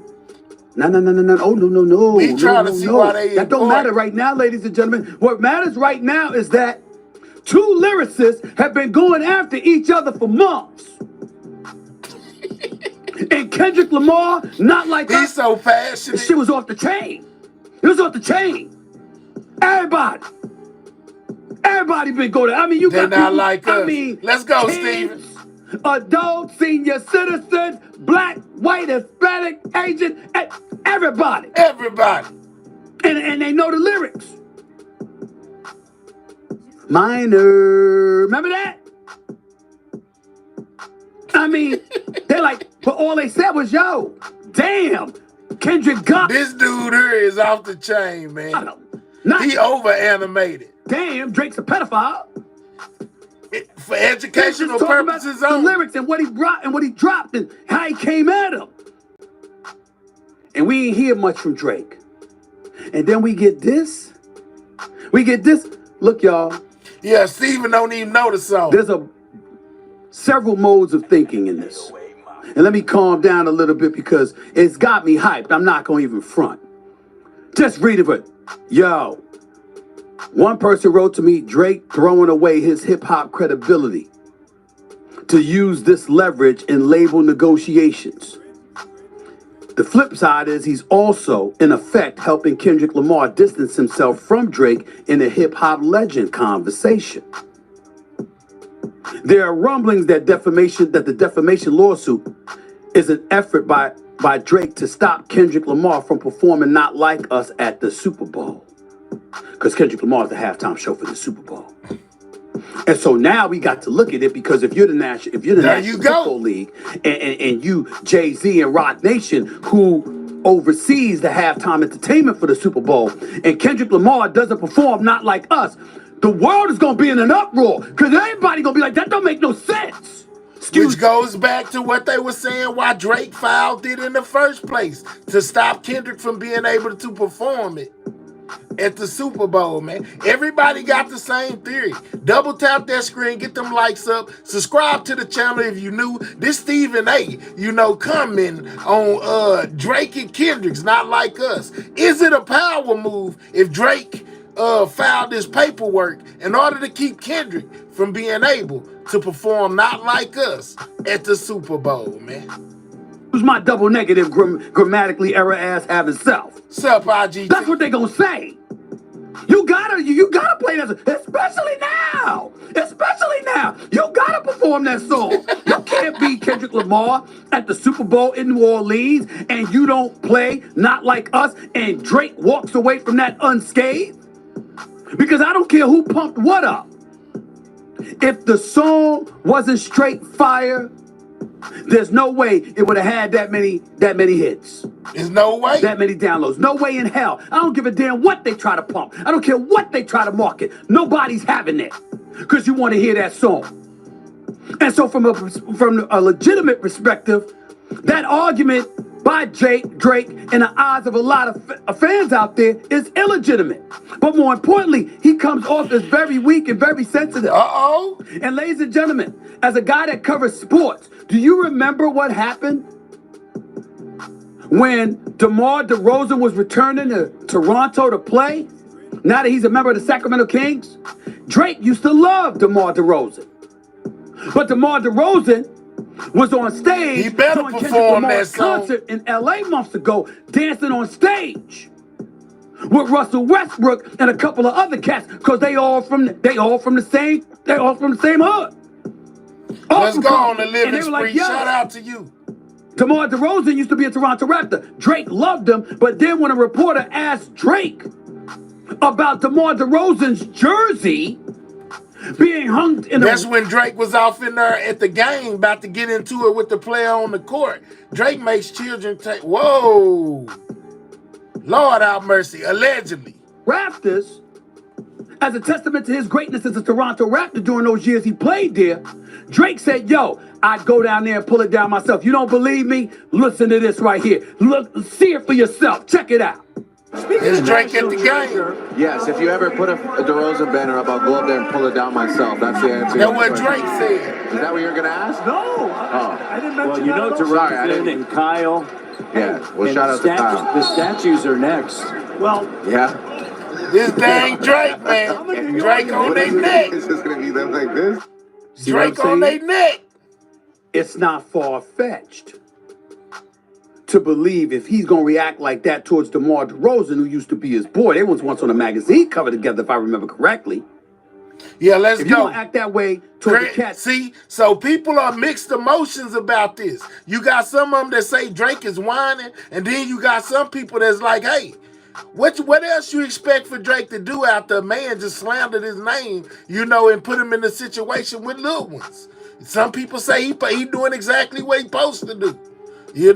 I'm just saying, man, double tap that screen. We got a goal of 300 likes. We need 50 more people to click the 3 dots, hit the thumbs up. If you're on a mobile device, all you got to do is double tap your screen, man. Make sure you subscribing to the channel. We on the road to 15K, man. You know what I'm saying? I think we at 14.4. Every subscriber counts. So subscribe, man. That you once had love for, why would it be beyond the pale for you to try to get Kendrick Lamar not to be allowed to perform that song on a halftime show for Super Bowl? That is not far-fetched. It's bad. And if that happens, I'm going to tell you something right now. It's not good for Drake. Here's another thing that somebody said to me from the hip-hop industry. Quote, it's not hip-hop at all. He lost me with that shit. I'm sorry. Lord, still love mercy. Drake. Still love him. But gotta stay far away from him on the low after this. Ain't no excuse for him doing this. You want to get back at Kendrick Lamar, you come up there and you come with some bars, you come with some lyrics, and you go at him. You don't use lawyers to do it. That's how this is being viewed. He said, bro, Drake wasn't saying that when he was dissing back to back. Yeah, when he was on Meek Mill top, he was saying all type of stuff. And so I remember I just went and got myself a haircut. And I ran into a couple of the brothers when we were in the shop. And they were like, yo, it's a legal issue. Fine. But this will detrimentally hurt Drake's credibility. And then one of the cats said, yo, he might not care. I said, why not? They said, because he ain't like us. That's dope. I don't know what to make from that. What's up, Daniel? He's from Canada. Kendrick's from Compton. You're saying streets of Canada be probably a lot different than Compton. What's up with it all the wall? We got a little more to go. You ain't missing that. We've been in here 2 hours. But this don't look good. And just to read, just so y'all know, just for those of y'all watching for the first time and didn't know, Drake initiated legal What's action up, against Ghetto? Universal Music Group, UMG, and Spotify over allegations that the two companies, quote, conspired to artificially inflate the popularity of Kendrick Lamar's Not Like Us. Nobody wants to hear... Yeah, nobody wants to hear that. Listen to it. That shit is an artificial Let's inflation. go. Nobody believes that because everybody's loving the song. But nevertheless, I'll continue. In the following Monday, November 25th, in Manhattan court, Drake's Frozen Moments LLC accuses UMG of launching, quote, an illegal scheme involving bots, payola, and other methods to pump up Lamar's song, a track that savagely attacked Drake amid an ongoing feud between the two stars. UMG did not rely on chance or even ordinary business practices, attorneys for Drake's company, right? It instead launched a campaign to manipulate and saturate the streaming services and airwaves. Drake's attorneys accused UMG of violating the Racketeer Influenced and Corrupt Organizations Act, the federal RICO statute often used in criminal cases against organized crime. They also alleged deceptive business practices and false advertising. All right, we got somebody down here that said Drake actually showed proof, or they actually showed proof they bought bots. Wow. Under New York state law. The court filings are remarkable. All right, so, you know, that was from Stephen A's perspective, what he thought. You know what I'm saying? Let's take one more perspective and see what they talking about this Kendrick Lamar and Drake.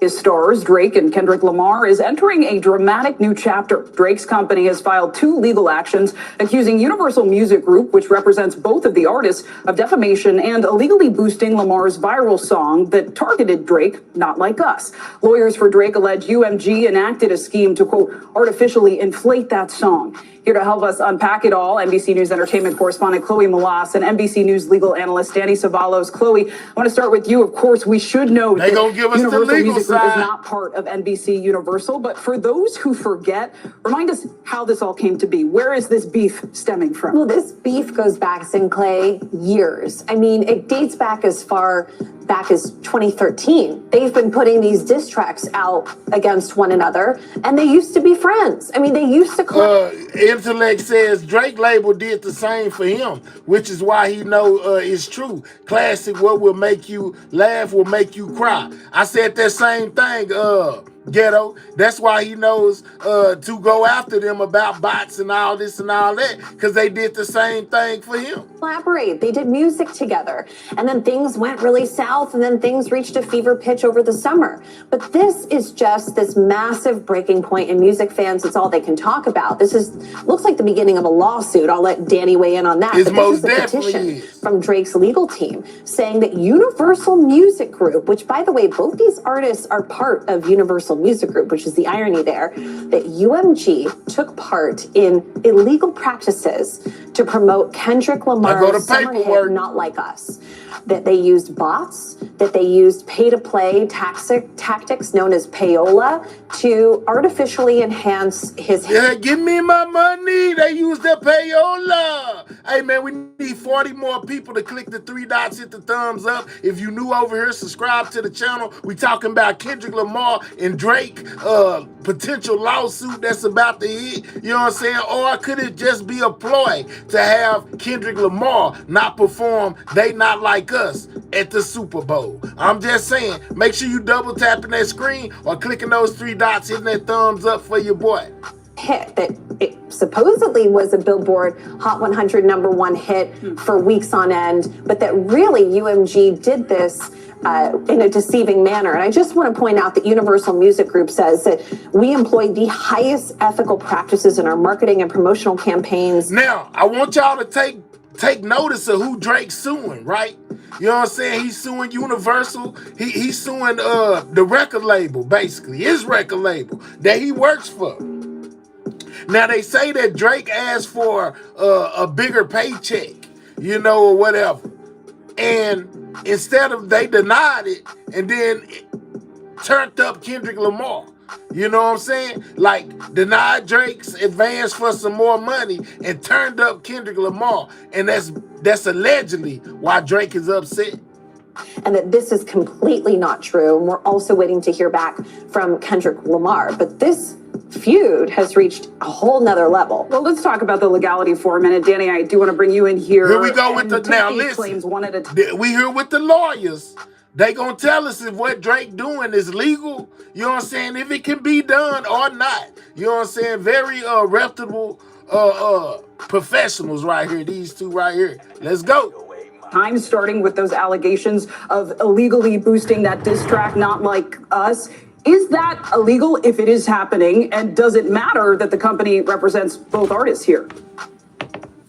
It could be, just because it's not illegal in the sense that it may not violate a criminal statute. It could potentially violate, for example, New York's False Advertising Act, New York's Deceptive Business Practices Act. It could just be generally tortious. It could be something that unlawfully or intentionally interferes with existing contracts. A creative pleader can allege all kinds of different tort violations. Those are civil wrongs as opposed to criminal wrongs. This is going in the civil direction, and it may even include allegations of civil, not necessarily criminal, civil RICO, the same kind of tortious interference with contracts that civil RICO provides damages for. And Danny, what about Drake's defamation claims? He's not actually taking action, notably against Kendrick, at least not yet, but the music label is who he's targeting. He says the company knew Kendrick was, quote, falsely accusing him of being a sex offender. Those were some things that came up in lyrics of songs. So how could those claims hold up legally?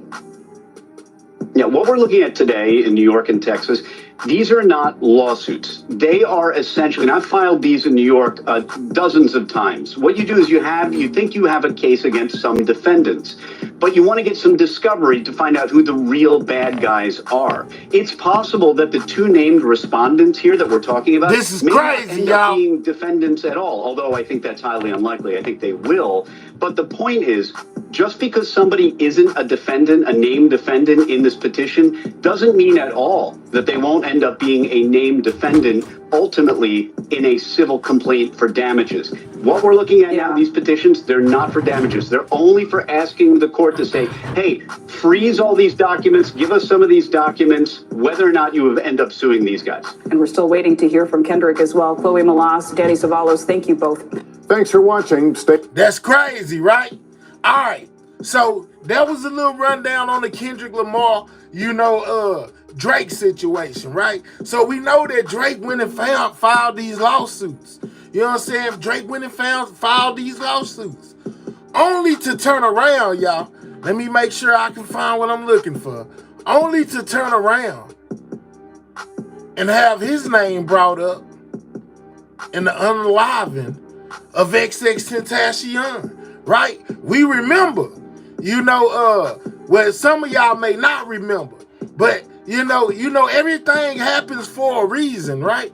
You know what I'm saying? So when Drake went and filed this lawsuit, now Drake got problems of his own because it says one of XXXTentacion's unalivers, who was sentenced to life in prison, is seeking an appeal claiming Drake's involvement due to public feuds, y'all.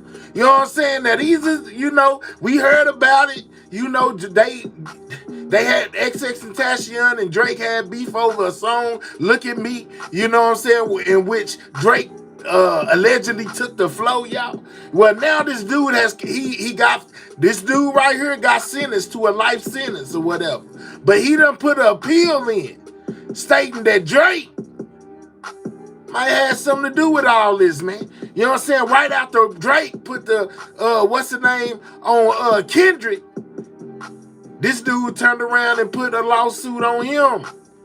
Oh, yeah, this is crazy, man. You can't make this up. What's up, Miss Parker? Shout out to you. You can't make it up. All right, so check this out. Hold up. Hold on, because I got it. Let's go. Hold up. So this is fill y'all in. This is what happened to XXXTentacion. 20-year-old rapper in Broward County. It appears two men were trying to rob him. Y'all remember CBS this 4's story? Orlando Ortega is working this story live in Deerfield Beach. You know what I'm saying? R.I.P. XXXTentacion. This is something that has really stunned fans of XXXTentacion, a rising star here in South Florida. Fans began to gather here right after learning about the shooting that claimed his life. They just held a moment of silence, but they've been here listening to his music, praying, and lighting candles in his memory. Drop them prayer hands in the chat. R.I.P. A growing memorial XXXTentacion. for rapper XXXTentacion outside the Deerfield Beach motorcycle dealership where he was gunned down in broad daylight. The 20-year-old rapper from Plantation, whose real name was Jose Onfroy, was leaving Riva Motorsport when he was shot. Just before 4, as the male left the premises, he was approached by 2 armed suspects. At least one of the Y'all drop them prayer hands in the chat for XXXTentacion, man. R.I.P. to him, man. Just a little backstory for the ones that didn't know who he was. You know, he was unalived after trying to go get some a motorcycle, had a bunch of cash on him. Some dudes was off inside the building, ran up on him in his car and unalived him, man. You know what I'm saying? Now, you gonna hear in a minute how Drake plays into this. Double tap that screen, get them likes up, man. Subscribe to the channel if you new. This is what happened to XXXTentacion. suspects fired the weapon in what at this point appears to be an apparent robbery. According to the Broward Sheriff's Office, the suspects fled in a dark-colored SUV. Chopper 4 was over the scene off North Dixie Highway and Northeast 36th Street as the investigation unfolded. The popular rapper was rushed to Broward Health North, where he was pronounced dead. All I heard was one gunshot, like pow, and then I just seen everybody crowding around the car and stuff. And I saw the police cars and there's a helicopter. It's pretty crazy. As his fans got word of the shooting, they started showing up at the scene. His diversity as an artist was unreal. I was really shocked. Yeah, man, this crazy. This is one of my son's favorite rappers. You know what I'm saying? XXXTentacion. He most definitely got sweaters and hoodies and all type of stuff with this dude on it, man. This crazy. Believe it, I had to come to see for myself. X, as he was known to fans, had several run-ins with the law. In 2016, he was arrested on charges, including home invasion for a 2015 incident, and less than a month later was arrested on charges that he attacked his pregnant girlfriend. He posted this on Instagram, although when this was recorded is unclear. If I'm gonna die or ever be a sacrifice, I want to make sure that my life made at least 5 million kids happy. NBSO does not have a suspect description. If you have any information that could help them out, contact Broward Crime Stoppers at 954-4. Yeah, so that was a little background on XXXTentacion, man. Well-known rapper taken out way before his prime, man. You know, he had a whole lot of life yet. Okay, so this is where Drake comes into play, guys. This is where Drake, listen to what this attorney says in court while they were doing the trial of the guys who unalived XXXTentacion. You know what I'm saying? One of their lawyers brought up a point about Drake.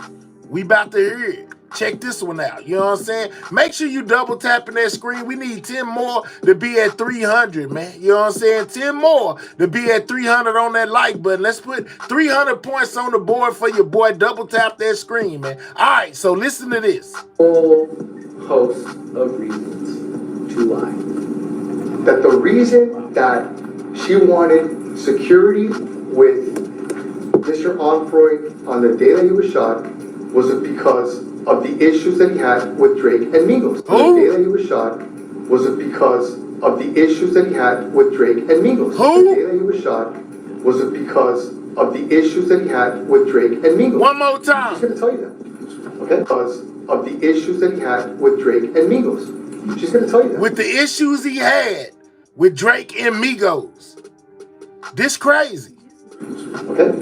Now, what issues does she have? There's issues where Migos was attacked by him, but the important thing is that the mom is going to tell you that. That's why I wanted that security with him.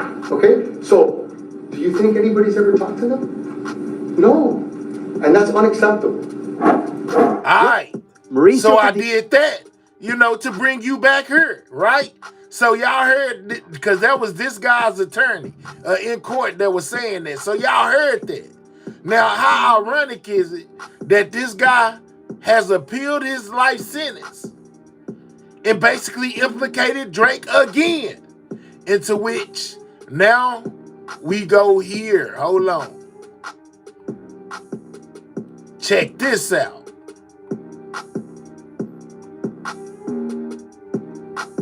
Guilty as they are, because you were now check this out. part of that crime. When you went to spend that blood money on sneakers and jerseys, you revealed to the court Now this is the guy that's appealing and putting Drake name in it.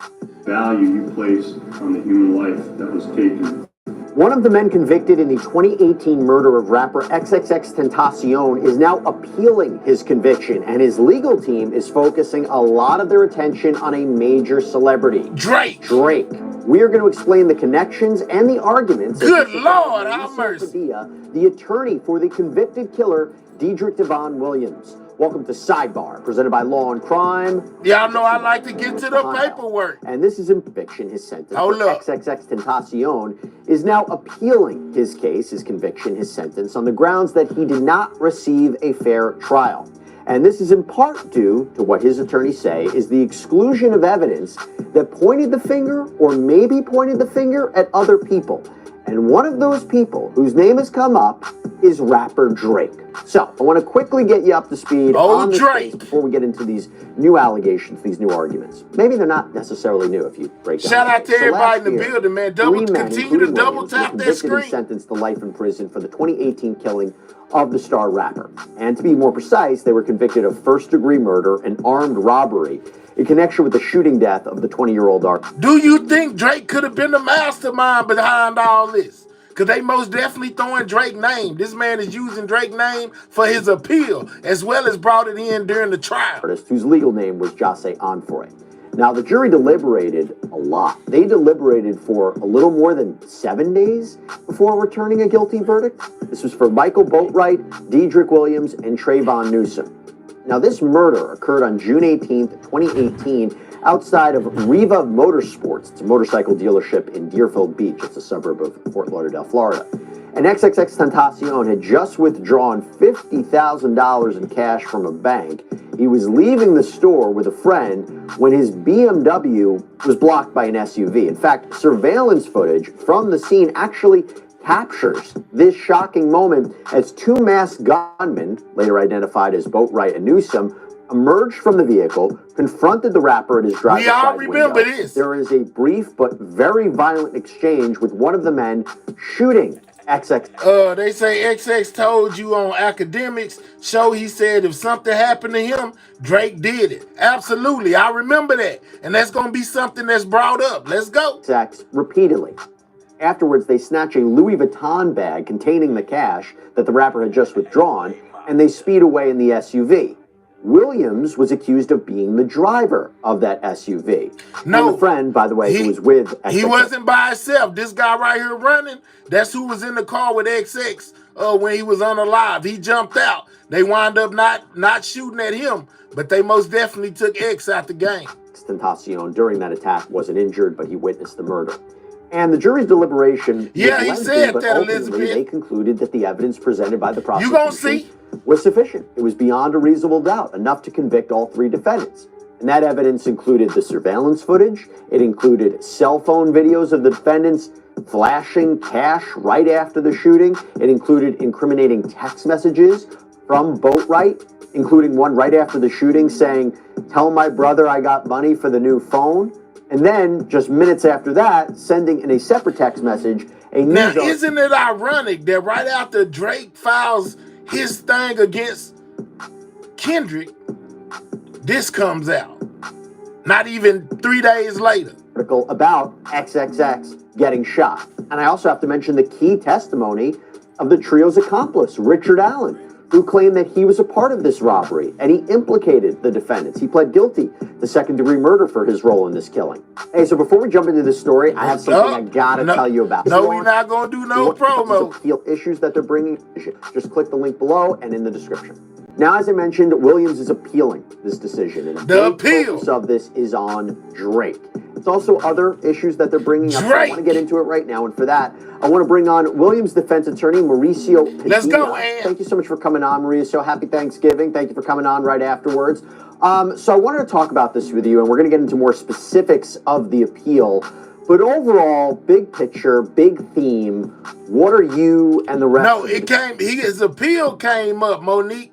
And Right after Drake had he had put that with the petition on Kendrick Lamar, then like 3-4 days later, this dude submitted his appeal or whatever, they got it, and now we here. And they implicating, the dude is implicating Drake, man. Defense counsel. This is his attorney that represented him in the courtroom. The one we just seen a second ago, this is him. Arguing here. Well, I am not arguing it. I'm not his appellate attorney. I was the trial counsel. So I'm just referencing what Mr. Patanzo, which is his appellate attorney, has stated in the brief. There's so many errors that it takes a while to even break it down. One of the main errors in my opinion in the case, which I had to sit through, argue, and live it, was the fact that in December of 2020, I filed a witness list. The state's reaction to that was to file a motion saying where he put Drake on the witness list. Witnesses, that's not even something that's legal or that you could do. You have to itemize who you want stricken. You just can't shotgun approach and say I want all of his defense witnesses stricken. But the state attorney did that in a hearing that I had to defend, myself to that in that motion. The court didn't grant that, but the court instructed me to file a pleading, which was the nexus in my defense witnesses and what nexus they had to my theory of defense, which I argued was inappropriate because at the end of the day, you're ordering me. Man, I don't know if he's saying Drake hired him or what he's saying Drake did, but he put Drake's name in his appeal as well as in his trial. So Drake's name is in this, some form of fashion. We're going to have to keep watching to see what exactly it is Drake's part is supposed to be. But this here is crazy, man. Continue to double tap that screen. If you're new over here, make sure you subscribing to the channel, man. Let me see if we got any new subscribers.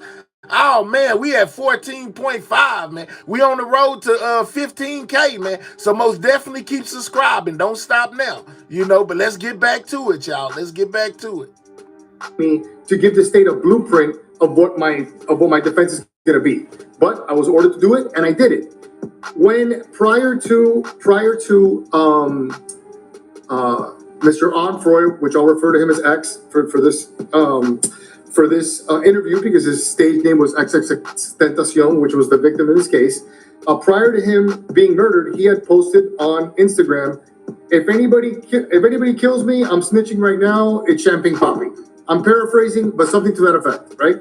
So imagine the decedent said prior to his death, if anybody kills me, it's champagne popping, which is Drake's Instagram name.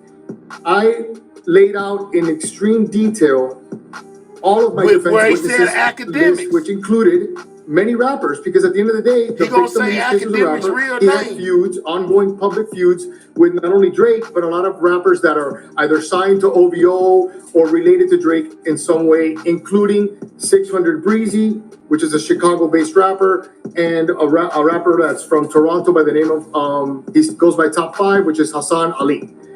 And I had to lay that all out in detail. The court was fully aware of my theory of defense.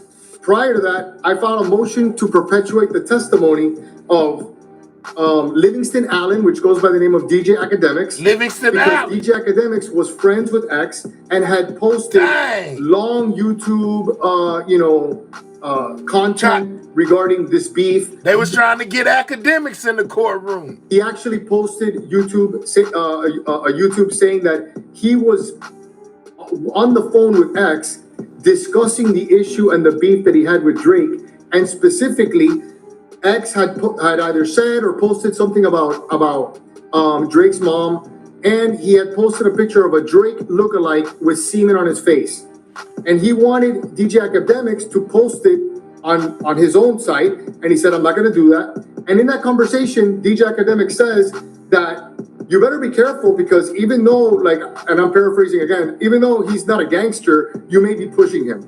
Let's go. As a reaction to that conversation, X goes and says that he takes it out off the post off of his website or off of IG, and he says that his Instagram was hacked.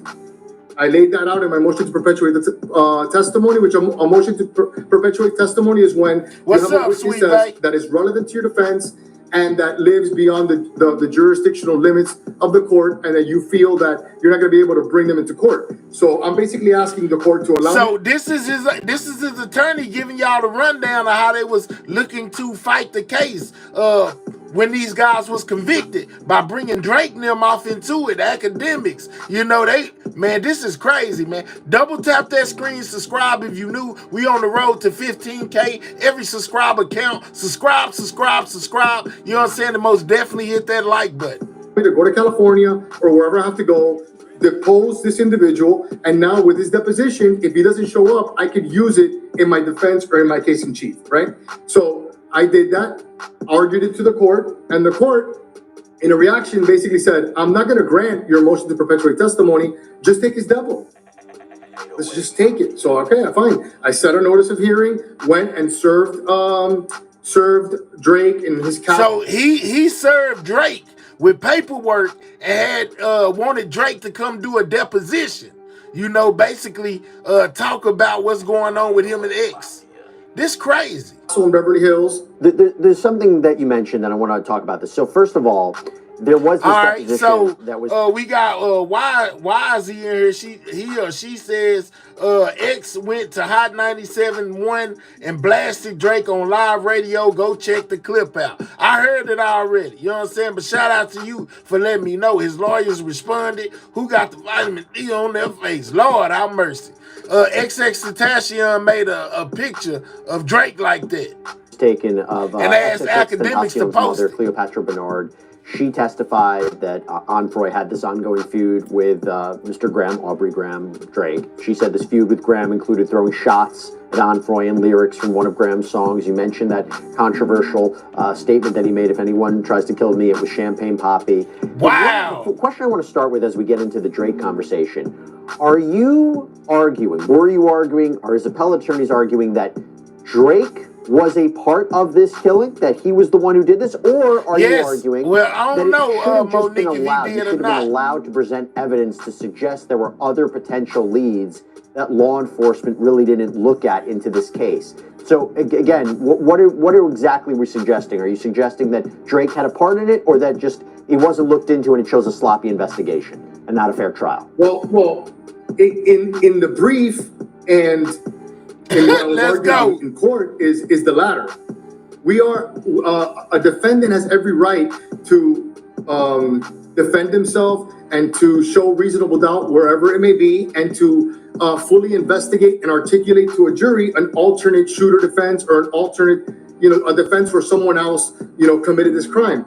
Am I going to sit here and tell you that Drake was holding a gun or Drake? But the facts, as they are stated by X's own mother, is that she knew about the beef with Drake and with Migos.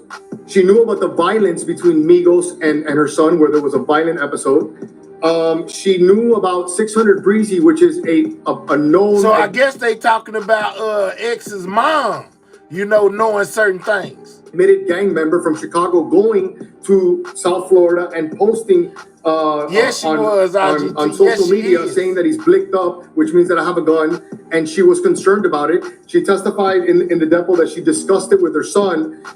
She testified that the reason that she wanted additional security with him the day he died was because of this beef with Migos and everything that we're discussing. So it was right. I ain't got the Migos and Drake. So basically we find out that X's mom testified that he had beef with Drake and the Migos in court. Relevant. And for many months during the trial, January, February, even February 7th of 2023, the judge is agreeing with me. Okay, now there comes a moment and a hearing. He goes ahead and Drake hires, after the judge enters a rule to show cause, basically saying a purge date. You have to appear for depo on this day, or I'm going to do a writ of bodily attachment. He then goes and hires Brad Cohen, a friend of the show, friend of mine as well, an excellent attorney. And Brad files several motions, motion to quash the subpoena. So he didn't have to he go. files a motion for protective order. We go back and forth, and the judge says, in the first time that Brad shows up to court, he says, you know what, I'm gonna quash the road show cause. He's hired counsel. You guys can communicate. All right, so you say the thing is Drake personally doesn't have to do anything. It's other people that depend on Drake for their livelihood. I bet. Jimmy say unless them boys say Drake ordered the hit, this just some clout chasing. I bet. Because it was crazy and suspicious as well. Let's go, man. We most definitely running it down, man. One of X's Honor Lavas has put in an appeal and basically re-drop Drake's name, man. Make sure you double tapping that screen, man. Get the likes all the way up. Make sure you subscribing to the channel if you new, man. Most definitely subscribe. And figure out when this step was gonna happen, okay? So we go back and forth. We can't agree to it for various reasons, and I'm not gonna get into settlement negotiations. What's up, Snap? On the show, but we can't agree. We go into court February 24th, I believe, on his motions. At that time, James Beard, which is the process server that served Drake, appeared as a witness, and I wanted to show video that he took of the actual attempted service where it shows Drake's bodyguards or the people that are in front of his house refusing to cooperate. It showed one of Drake's employees kicking the subpoena down the road that leads to his mansion, and the judge didn't allow me to show that. Despite not allowing me to put forth that evidence, the judge did a 180 from telling me to figure it out, coordinate it, take the depo, did a 180, told me, why are you involving him? Granted the motion. All right, so we got somebody down here keep on typing the same thing over and over again. They say Maurice, Ricardo, McCoy, Josiah, Ricardo, Unfroy, Joseph J. Coleman, and whatever, Nixon, whatever, however you say that name, David Jr., and then whatever, are all connected. All right, SKV, I got you. I read it. Now stop typing it. The motion for protective order, granted the motion to quash my subpoena, allowed Mr. Cohen to argue California law without having a California expert there, and basically kind of chastised me about, why are you bringing What's up, Polo? And as a matter of fact, we had taken the deposition of one of X's relatives. Mo, I'm just saying.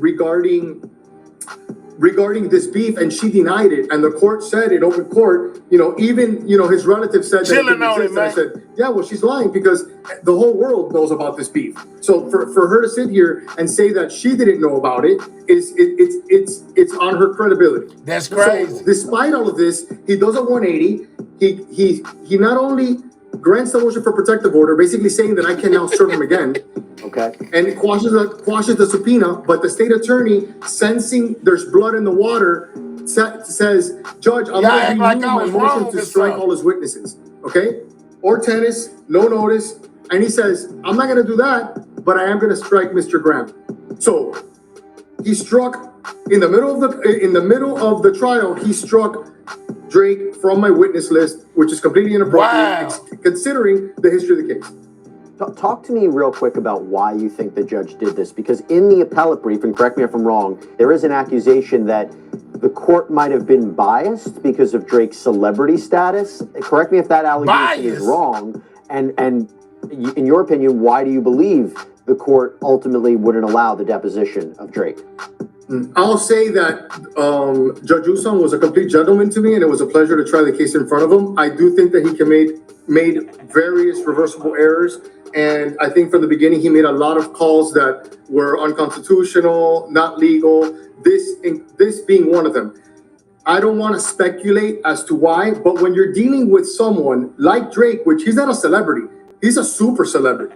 He's like in the stratosphere of fame. So when a judge does a 180 like that, I'll let the viewers or other people figure out why they think that it happened. But I'm not gonna speculate as to why it happened, but No, I get that. I get that. I do want to ask you this, because this is another part of the appeal. And that is with respect to the testimony of this gang expert, which was excluded in a pretrial hearing. And the defense, my understanding, wanted to call Jesse De La Cruz, who they had claimed, discovered visual evidence that Drake could have had ties to the same organization as a co-defendant in this case, Robert Allen.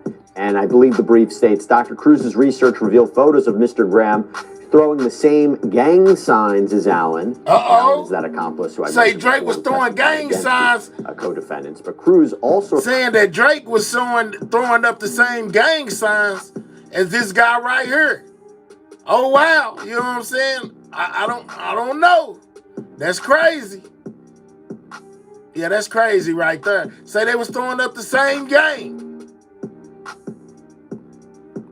revealed that people who knew Drake were allegedly seen in XXXTentacion's neighborhood threatening him before he died. The brief reads, social media posts showed these same known Graham associates were seen in Onfroy's neighborhood threatening him just prior to the murder. Dang. And they say even more revealing is this connection that Cruz made to Drake's song lyrics, because shortly after XXX was killed, the brief writes, Mr. Graham released a song entitled Triple X with suspicious lyrics. SMS Triple X, that's the only time I shot below the neck. Oh! Dr. Cruz found another connection between the murder and Drake's lyrics in the song. Did he admit it? No, they'll use it against you in the court of law. Triple X, that's the only time I shot below the neck. Whoa! SMS Triple X, that's the only time I shot below the neck. Just lyrics. SMS Triple X, that's the only time I shot below the neck. And Dr. Cruz found another connection between the murder and Drake's lyrics in the song I'm Upset. The song I'm Upset contains lyrics regarding Louis bags for body bags, the implication there being that Drake was referencing murder. But ultimately, Cruz was completely excluded from the trial, and the jury did not hear any of his findings. That's all I'm saying, EJ. I have that right. And can you can you emphasize that a little bit more? Can you explain that a little bit more? Yes, no, they will use them lyrics Dr. against De La Cruz you, EJ. did proffer to the court everything that you've stated regarding the song lyrics, the fact that Drake was throwing gang signs that were the same gang signs that Allen was throwing up in different social media posts.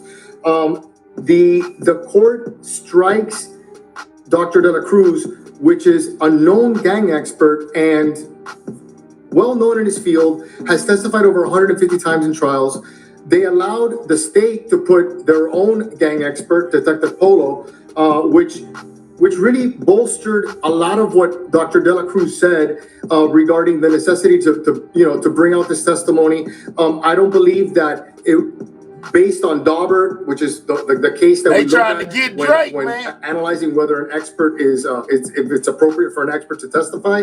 I don't believe that. I said we know they will use them lyrics against you. War TV, simmer down. We know the case over, but we just pointing at the fact that the unaliver brought up Drake's name again, in his appeal. That's it, that's all. We know they done been tried. We know they went to court. We know all that. But that ain't got nothing to do with what we talking about right now, dog. Simmer down. That was a legal call. I think it was error for him to do What's that. up with it, Rose Gold? To support that testimony. And we put up pictures of Drake with Lil Wayne throwing up a Bloods gang sign and other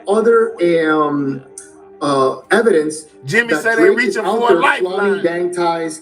We put forth evidence of Hassan Ali, which is top 5 out there, openly claiming on social media and video that he's Drake's shooter. And part of the theory of defense is to show, listen, even though these people are entertainers, okay, there's a gang related portion of it. There's a gang related side to it. And X's own mother testified that she knew about this, that she knew about when 600 Breezy simmer down on Pyru. traveled from wherever he was, whether it's Chicago to South Florida. She knew about it. She talked to him about it. So this case had more than ample evidence and ample reason to involve a gang expert.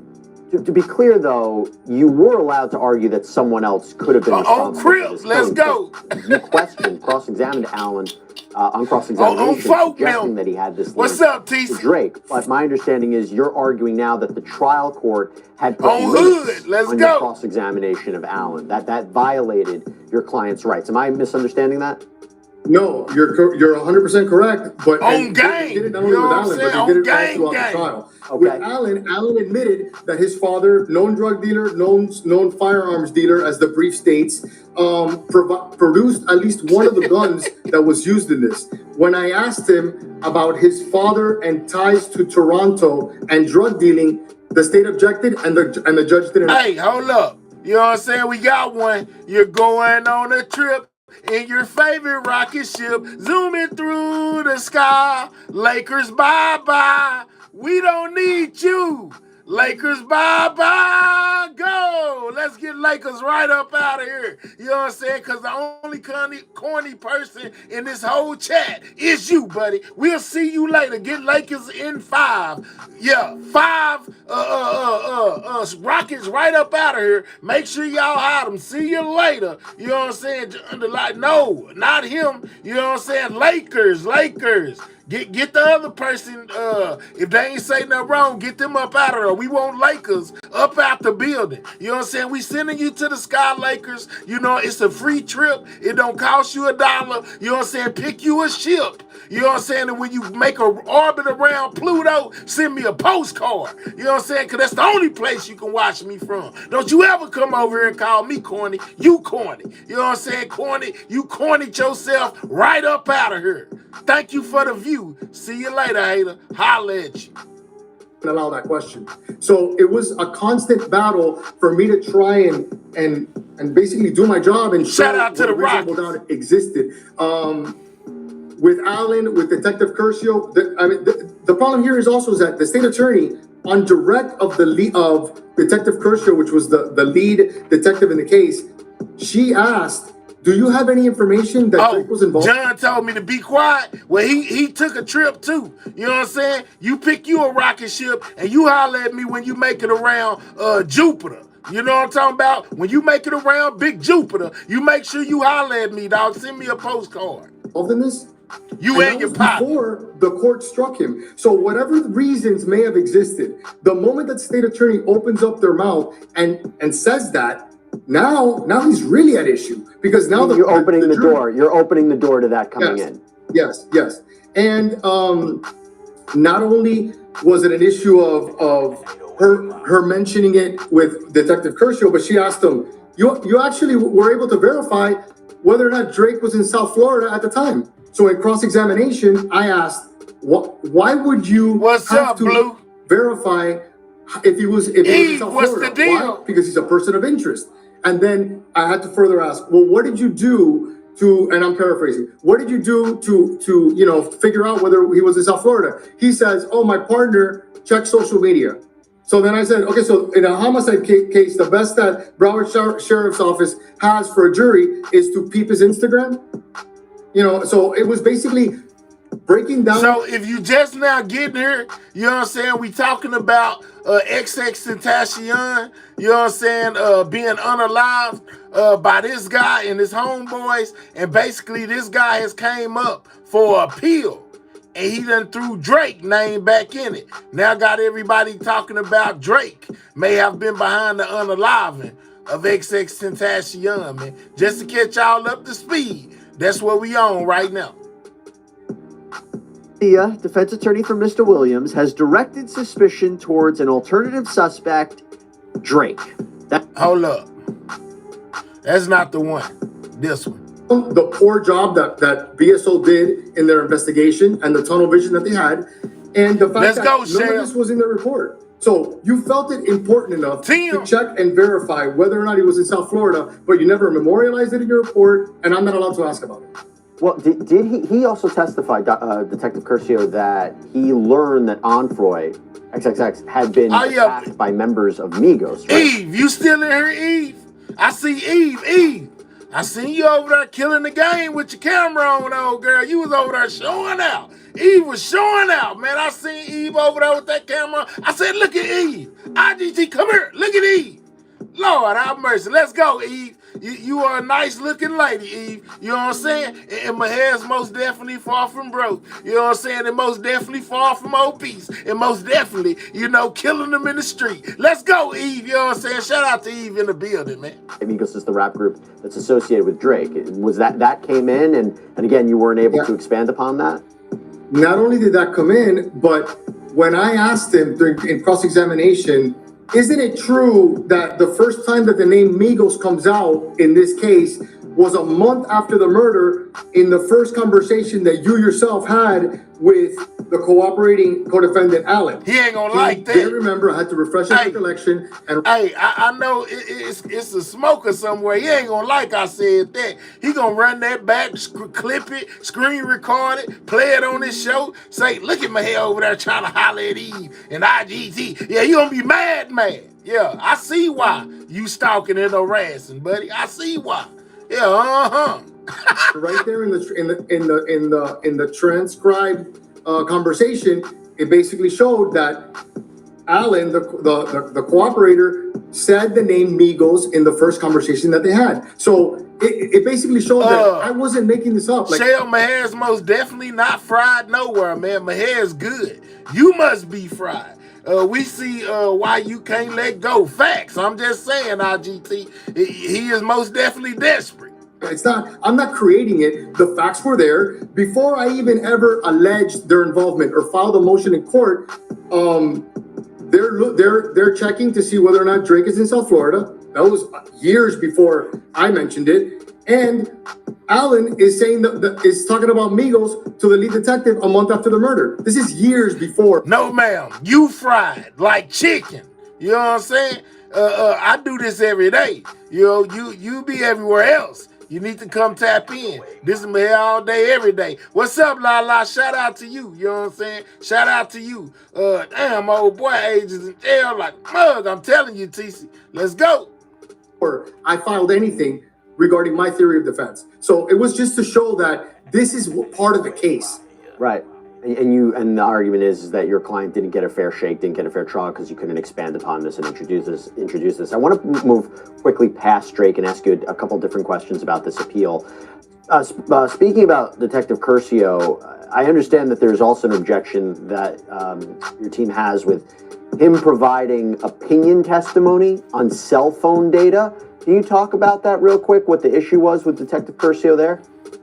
Okay, well, the issue is that Broward County did not list a forensic expert, okay? And they tried to put forth expert testimony through someone by the name of Campani and through Detective Curcio, and the court allowed them. I was just joking too, Shell. We good. As to locations of cell phones and things that are specifically left to experts, because when you list somebody as an expert, then that opens up the doors to discovery that we could take depositions of them and put us on notice to the specific details that they're going to testify to as an expert. That didn't happen in this case. And what they allowed was this individual named Campani. They allowed him to basically put forth expert testimony, and he put forth a visual aid that he had prepared a week prior to his testimony. Okay, we were ambushed with it, and there he basically put little dots where he testified where the cell phones were exactly, and they allowed Detective Curcio. I don't know what happened to him. Give that type of testimony. Now, Detective Curcio is extremely experienced. I'm not going to take that away from him, and this individual Campani as well. What's the matter with you, Lala? Doesn't take away the obligation. We need 3 more people to double tap that screen, It's a murder case and a high-profile one at that. There's a number of different other points that are raised in this appeal. There's things like allowing prior bad acts to come into this trial, allowing an out-of-court statement from defendant Newsom, which you argue was Williams' defense attorneys are saying was prejudicial. If you can, what's another big area of appeal? Is it any of those two that you really think could be problematic? Why your client? Well, again, I guess the idea is he deserves a new trial, right? Yes, yes, and the two things that you mentioned are pretty egregious. The one of the Newsome is really shocking. Like, they basically on redirect of Detective Curcio asked them questions and brought in a hearsay statement regarding a completely separate murder investigation that he says that he found without authenticating the cell phone, and basically said that Newsome had told somebody in some dating app or something that he had buried money in his house. And so the judge buried money, he could be catching life, and a really incriminating statement. But Detective Curcio didn't have to authenticate that. They didn't have to show what cell phone it came from. Basically, he just said, I saw this in another case. And the problem is that my client is sitting at the same table with this individual. What's up, now DC? the court has allowed this extremely prejudicial information to come in. So that was a humongous reversible error, in my opinion, that affected not only my client's case, but everybody that was sitting there at table, including all the co-defendants. Moving forward, though, Rob, what can we already expect heard in about terms of a timeline of appeal? When will this Rob Mudd, we already heard about the egg test. You know, since you came here talking about it, did you take it? Did you find out whether you was ready or not? be heard? When will this be decided? If a new trial is granted, how does that work? Because now it's about the timeline of events. What should we expect? You know what? I don't practice appellate law, and those are questions that I don't really want to give misleading answers to. So I don't want to give the wrong answers regarding appellate. I don't really do appellate law, but at some point they're going to file a responsive brief, and I think that the court could invite. I think the way it is nowadays, the court can invite oral argument. Before, when I first started practicing law, you had the right to give oral argument. I think now it's only by invitation when the appellate court wants to hear your arguments. But yeah, I mean, listen, when I read this, this was an 11-week trial. The jury was out 8 days. It's not like if the jury didn't think about it and came back in 90 minutes and convicted our client. The jury struggled. They had to have struggled because 8 days is. I've never had a case that the jury's been out that long, and it was clear that they had questions, and I really wasn't able to properly defend my client. Mr. Williams did not get a fair trial. Dang. When I read this, I think there's like some kind of a defense mechanism when you try a case for 11 weeks that you start forgetting things. When I read this, it brought it all back, and it reminded me of really how unfair the judge was with Mr. Williams, and the detrimental effects that it had for me to be able to properly defend my client. Well, listen, Mauricio, I appreciate you coming on here, pleading your case, pleading for these these arguments that his appellate team will be making now to a higher court, breaking it down for us, because it can get a bit complicated in the weeds, but you really made it clear for us. So thank you so much, Mauricio Padillo, Mr. Williams' lawyer. Thank you so much for coming on. Really appreciate it. Thank you. Thanks for having me. Thank you so much, Justin. All right, everybody. All right. You know what I'm saying? So they gave us the rundown on X and Drake, situation, as well as why his name is resurfacing and all of this. Man, it's most definitely crazy. I just found it rather interesting that Drake name pops up right after he takes his record label to court. Lala, I hope you get better. You know what I'm saying? You might have to go get you one of those medicine balls or something for your hurt throat, man. It be like that sometime, man. We most definitely found out about Don Richards' lawsuit and the thing that it entails, from Diddy starving them, basically, the people in making the band. What's up, Big Bag? You know what I'm saying? The people in making the band, to his assault and alleged kidnapping of Dunn, and what Dunn them having to watch him fight with Cassie and, all that good stuff, man. We walked down the Kendrick Lamar Drake beef, that's going on out here in the world right now, and how some people feel like Drake is just a crybaby. You know what I'm saying? They say Aubrey is out here whining. He ain't being Drake, he being Aubrey, is what they saying. You know what I'm saying?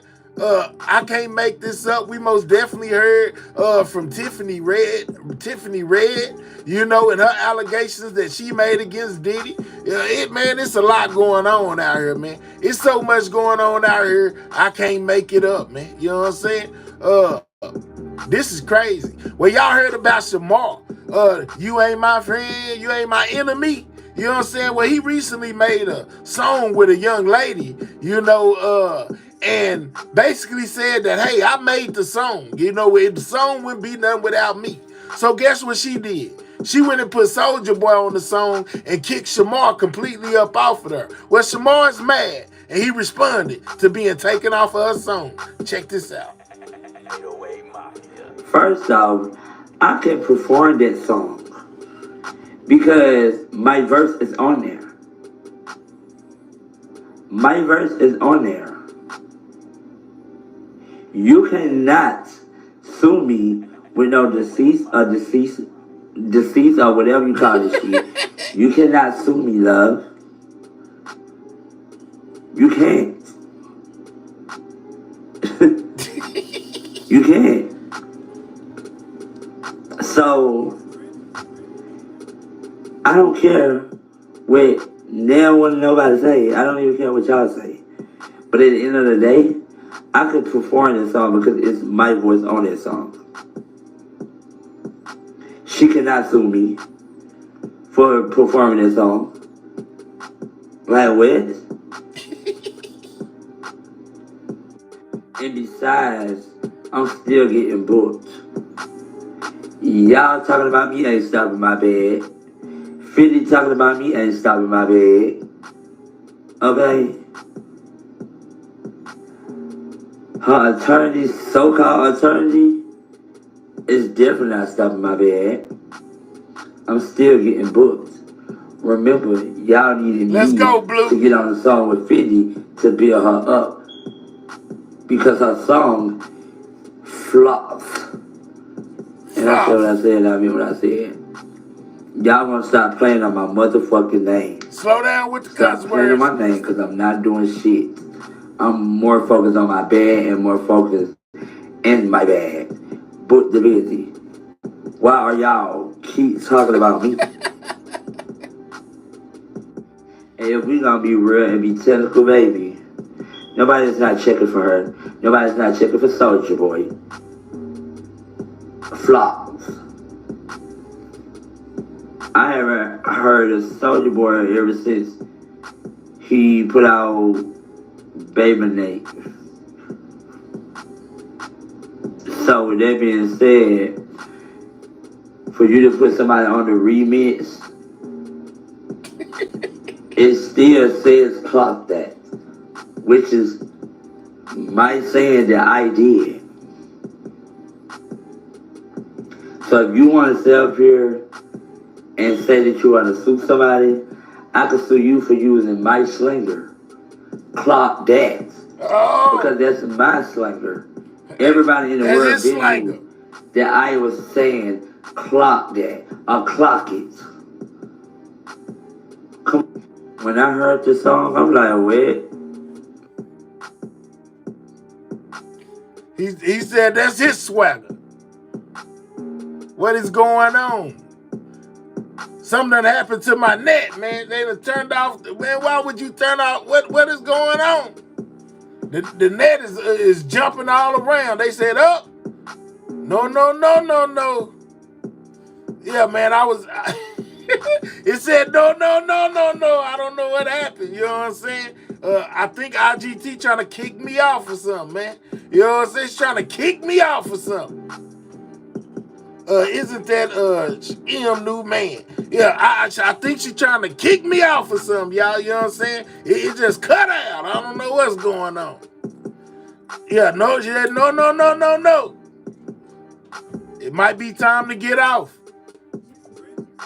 I really walked y'all through everything, you know what I'm saying? We really at the end of the show anyway. I ain't even tripping, you know what I'm saying? I hope that you learned something you didn't know, prior to coming. You know, I filled you in on everything I said I was going to fill you in on. Did Diddy get bun? Diddy did not get bun. They most definitely said, man, you ain't going nowhere. You know what I'm saying? They said, you ain't going nowhere.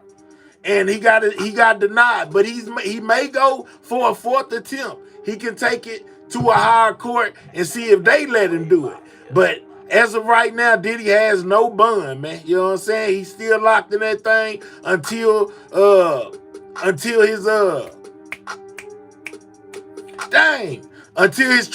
his trial date.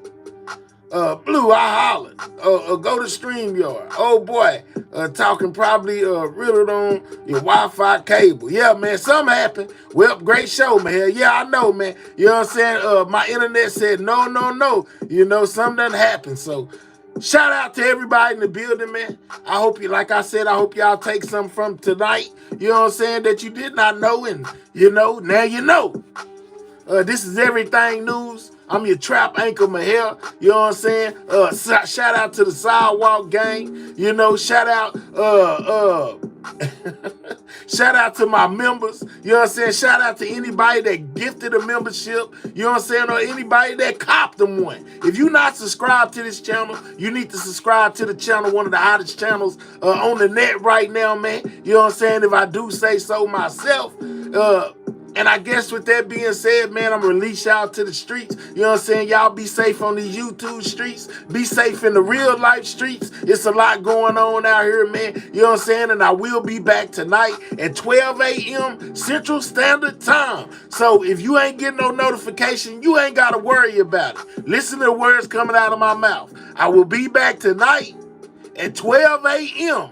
Central Standard Time. All you got to do is pull up to the channel, man. Make sure you subscribing. Shout out to my members. Shout out to all my moderators. You know what I'm saying? Shout out to my new subscribers. Shout out to the old subscribers. Shout out to everybody that support this channel. Whether you send a super chat, a super sticker, a cash out, please understand that I ain't nothing without you, man. Yeah, I ain't nothing without y'all. I already know that. And with that being said, y'all already know how this go.